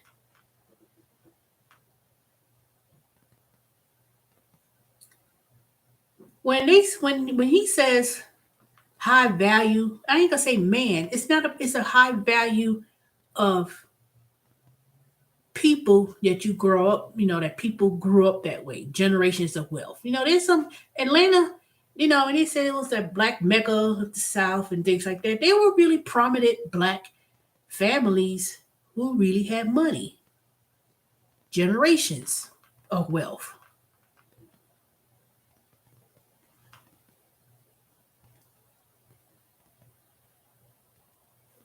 you're already going to be in that type of environment where you may belong to the country club. It was one of those country clubs. Someone told me about it. In society, only like certain members. You can only be a certain members, and you had to be famous in terms of celebrity famous, but just wealthy. And you're gonna meet people of that same level. You know, those kids. They go to way to school, and they say, okay, they go to Harvard or Stanford or Morehouse, Spelman, or whatever. They're gonna meet people in that same level because that's how they grew up with. Now, someone from a different background, say you go a different side of town, and they didn't have those same advantages. You know, they went to, a lower tier high school, lived in South DeKalb. The parents was a working class families. They struggled. They didn't really have no money. Chances of you, chances of two people from two different backgrounds, even though both could be black families, mingling together, it's not. I'm not gonna say it's not gonna work, but you don't have that things in common. You may be black. Yeah, everybody all black, but everybody ain't the same. Everyone's not the same. So when you see Shaquita coming and talking about, girl, I don't know how they be sucking their teeth and stuff. They're not gonna meet the other guy who they consider he's a square. He may be like, speak properly, you know, not thug, not a street guy, not the thug life. They ain't gonna necessarily meet Shaquita, you know, and mesh because one group of persons is gonna feel very uncomfortable in that other person's situation and lifestyle. Inviting Shaquita over there to Buckhead Mansions up there, and she may come up, she may look a certain way, be real rough, may talk a certain way. The parent is it's evident that they're gonna look at you side eye. They're gonna look at the girl side eye and wonder where did my son, or even if it was a man or a dude or a guy, vice versa, where did they get this person from? They're gonna ask questions. Well, what do your parents do? What do your mom? They're not gonna feel real comfortable in that environment, and vice versa. If the guy showed up and went to Jaquita house up on Boulevard or wherever, now I can't say Boulevard because I got gingerbread. They go up there to Southwest Atlanta or Decatur or whatever. They're gonna be like, look at this dude. He gonna be laughed at. He gonna be looked at a certain way, like, yo, Shaquita, where you get this nerd from? I don't think they gonna even use the word nerd. They gonna look at him like, what? Because he's gonna be out of place. He's gonna be out of place. So, and it has nothing to do with money, but it's about social economic backgrounds. People grow up a certain kind of way. They're gonna stay in that type of environment where they are, where they feel comfortable with. But as you start to grow out of that, you know, you go out on your own, you taught certain things and you're always going to carry on how you grew up with. Now, unless you did something so egregious, like say some people come from very prominent families and stuff, and then it was like, um, this person, they just totally went under. Sometimes the parents didn't teach them how to become more sufficient on their own without relying on their parents' money. Now, there's situations where people grew up very well off. They go out there, they so used to spending their parents' money and driving and being taken care of. And then when something happened, they get into drugs. Then they lose it all. And they, and they'd be on the streets and be like, well, goddamn, how did he fall off like that? He came from a prominent family where they had money and they on the streets and stuff. And the same thing could happen with the other person's side. They may grow up, you know, poor, struggling, you know, grew up in that street mentality. But if they go off to better themselves and say they went to school and they made they made something of themselves financially and upscale and bumped up their lifestyle and they grew up poor, but then they grew up um they made themselves self-made.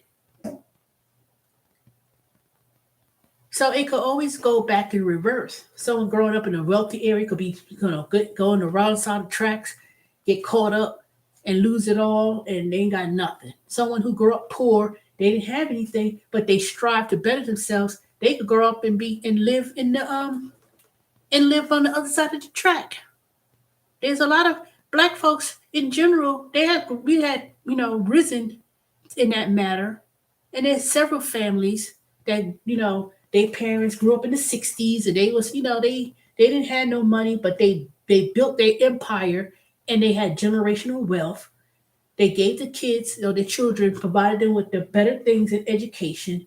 But as long as the person appreciates the things they were given in life, they could either keep it and maintain it, or you can lose it. You can lose it just as quick. There's histories of people losing it.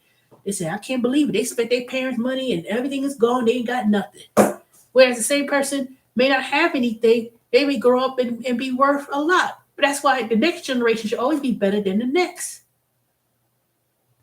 But when people come along and say, oh, um, you can't meet, no, you ain't gonna meet no high value man, this and that, or whatever.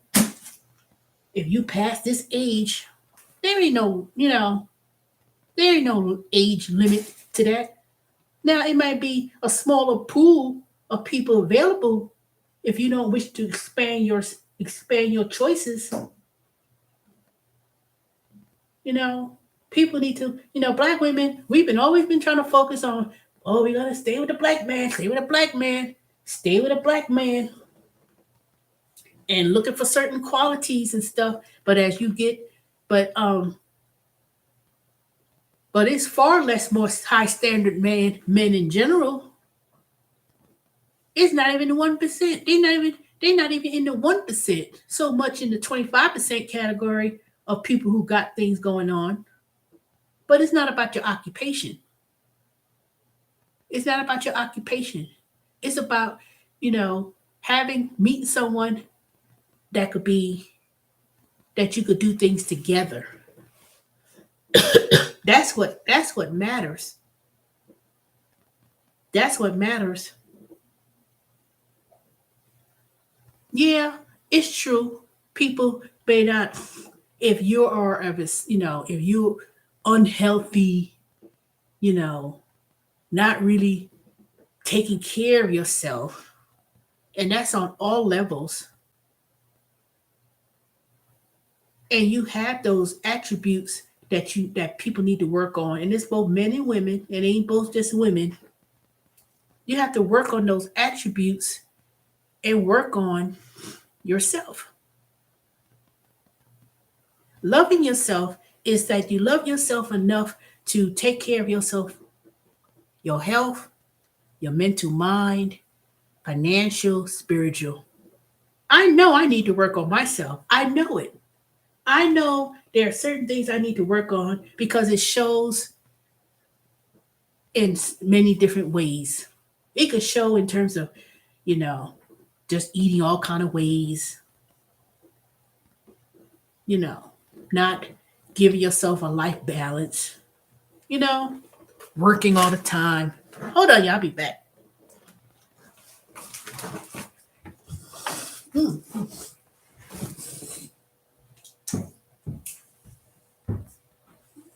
Oh, God.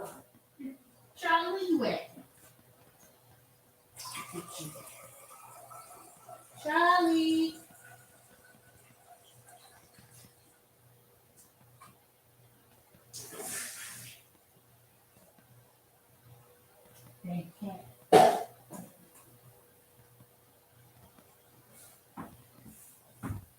Charlie. Dang cat. Where the hell he at? Yeah, he must be sleeping downstairs. Let him stay down there. Charlie be real quiet. I'll be like, Charlie, where you at? He probably sleeping down on that chair. Sometimes he be, well, he stay down there. Unless he's in the, oh, but you know what though? Like I said, if you choose to be single and you are a complete whole person and you may not be married, it may be by choice, but you have to be comfortable you have to be comfortable with that. It took me a little minute to I wasn't oh you know what? I kind of called it myself. I always said I feel more disappointed in not being a parent more so than someone's wife. I never, I didn't want to be a single parent with no one besides me. But I felt that I would feel a little bit more. I always said I would feel a little bit more stressed about not being a parent or a mother.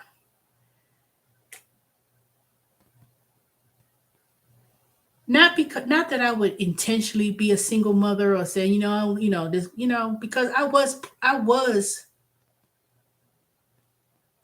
pregnant at one time in my early 20s. And I think that each time Mother's Day in particular come along, or as I get older, I always felt a certain kind of way of not being able to have an opportunity of being a mother.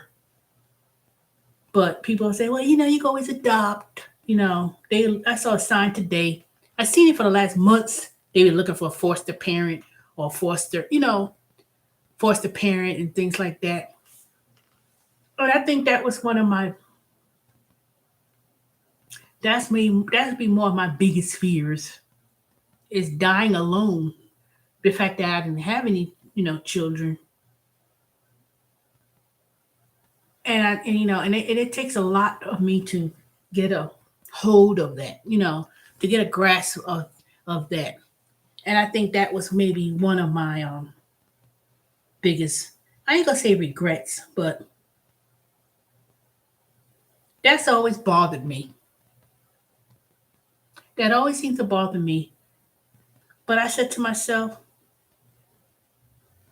would I would have had a child and be struggling financially in all levels, and how would that have affected me?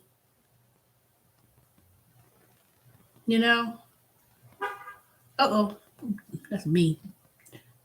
That's what really had bothered me for a long time because it was so much more about when I see my other cousins, my sisters, and everybody having babies and getting pregnant, and then the more and more, especially some of the younger cousins, my my younger cousins, I see how they became single mothers or whatever, or some of these male cousins of mine, how they got kids, and even though they there for the children, some of them who had children, they weren't even in their children's lives. There was some of them too.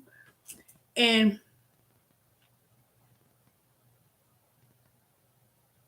it's that's what really kind of bothered me for a long time. But I'm not the only cousin in the family, but because I felt that I'm the oldest, it felt like, especially you know, when you come together, everybody's so focused on kids and putting all their attention to kids. Oh, come on, this dang thing. That's what bothered me. People like, um, They don't even seem to value you as a person when you're asking you how to. Charlie, where you been? Stop it. Where you been? People so focused about, do you have any kids? They don't even ask you how you're doing. They ask, oh, how the kids going? It's like they skip right over how you feeling, how you doing, you know. And if it's not that, how's the job going? They yet to ask me how I'm doing. That's the thing. How did Ask somebody how they're doing? How what's been going on with them? Not, well, how's the kids? And you got any kids? And you got any grandkids? And um, then once they know you don't have any kids, well, how the job going? And what question is they asking? How are you doing? You know, and that used to bother me a lot. And then I know for a fact that there are several relatives of mine. They had kids not because they tried, not because they wasn't a good relationship with someone and they married, they got kids. Some people were ain't no way closer being married, ain't no way closer. I ain't never heard nobody brought nobody home to meet my grandparents. Some people and some of my cousins, I think some of them they got kids from people I ain't never heard of and seen. Ain't not one time. Even because they are as much as they be on social media, I ain't seen no pictures of their boo. I ain't talking about the ones who's married. I'm talking about the ones who got, kids, and I ain't seen not one baby daddy or this my boo. He got, I don't know. I think people who just, they get so pressured in having kids or feel that they need to have kids. They just having kids for the sake of having kids, and they're not even ready. They honestly are not ready. Yeah, they love their kids. The kids get born. They be like, "Oh, I love my children. I love my," Yeah, I'm gonna love whatever whoever came from me. You're always gonna love them, and people are always gonna bring that attention to. Oh, look at they cute, and then when that child gets about 15, 16, they go straight to, oh, it get grandkids. It's like once you get out that little cute baby stage, that cute toddler age, that age of 5, 6, 7, when they start getting older and older, people don't be attentive about kids like that. They want babies, toddler, young kids. Then it's a certain time, there's a certain period of time where, you know, they'll love their kids, but then there's a certain time once they get to a certain age, they get to the point where the parent or whatever they want to be grandparents. They want to be, you know, they want grandbabies and this and that or whatever, and that's it. But the older they are, in terms of being grandparents and stuff, or how they raise the kids, especially if they were like single parent and they may have their kids when they were younger, it gets to a point where they want to, they be looking forward to the empty nest syndrome, and go about their lives. But the newer grandparents these days, they'll be with the kids and spend time with them a little bit. But in terms of like really taking care of kids, how back when I was younger, people, it was like automatically you're going down south with the grandparents. You stay, you and a whole bunch of other kids, your cousins, y'all stay down there for the down south in the summertime. And because you're there to help your grandparents out. Because that's what me and my cousins we did. We'll help our grandparents out, whatever, shell peas, go in the field, you know, rake the yard, do all kind of things. It was fun, but sometimes it was like, oh God, we cleaning up. It's like it wasn't. You weren't just sitting around the house summer vacation in South Carolina, not doing nothing. Trust me.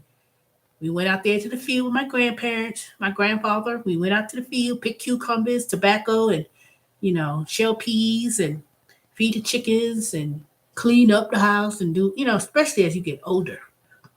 You know, went to Sunday school Bible study, and went to the church, got the little summer meals. You know, we did all the little things. This time, now around this age, sending the kids down to down south and stuff. People ain't sending their kids down south like they used to now. In my family, they still doing that. Some of them, depending on who they are, because they moved from New York and moved down to Georgia, and But I think my cousin, I think she's staying there. I think she moved out of New York too. I'm not sure. I'm curious. I don't know. Did she stay in the Bronx and her parents moved? But I do see that I know she probably go and visit and stuff, but I'm not sure. But it ain't the same. It's just not the same.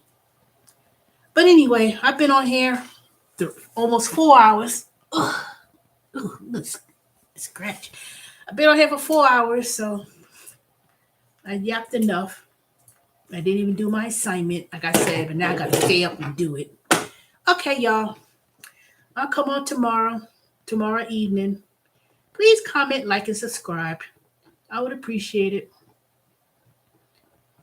All right, y'all. Y'all have a good night.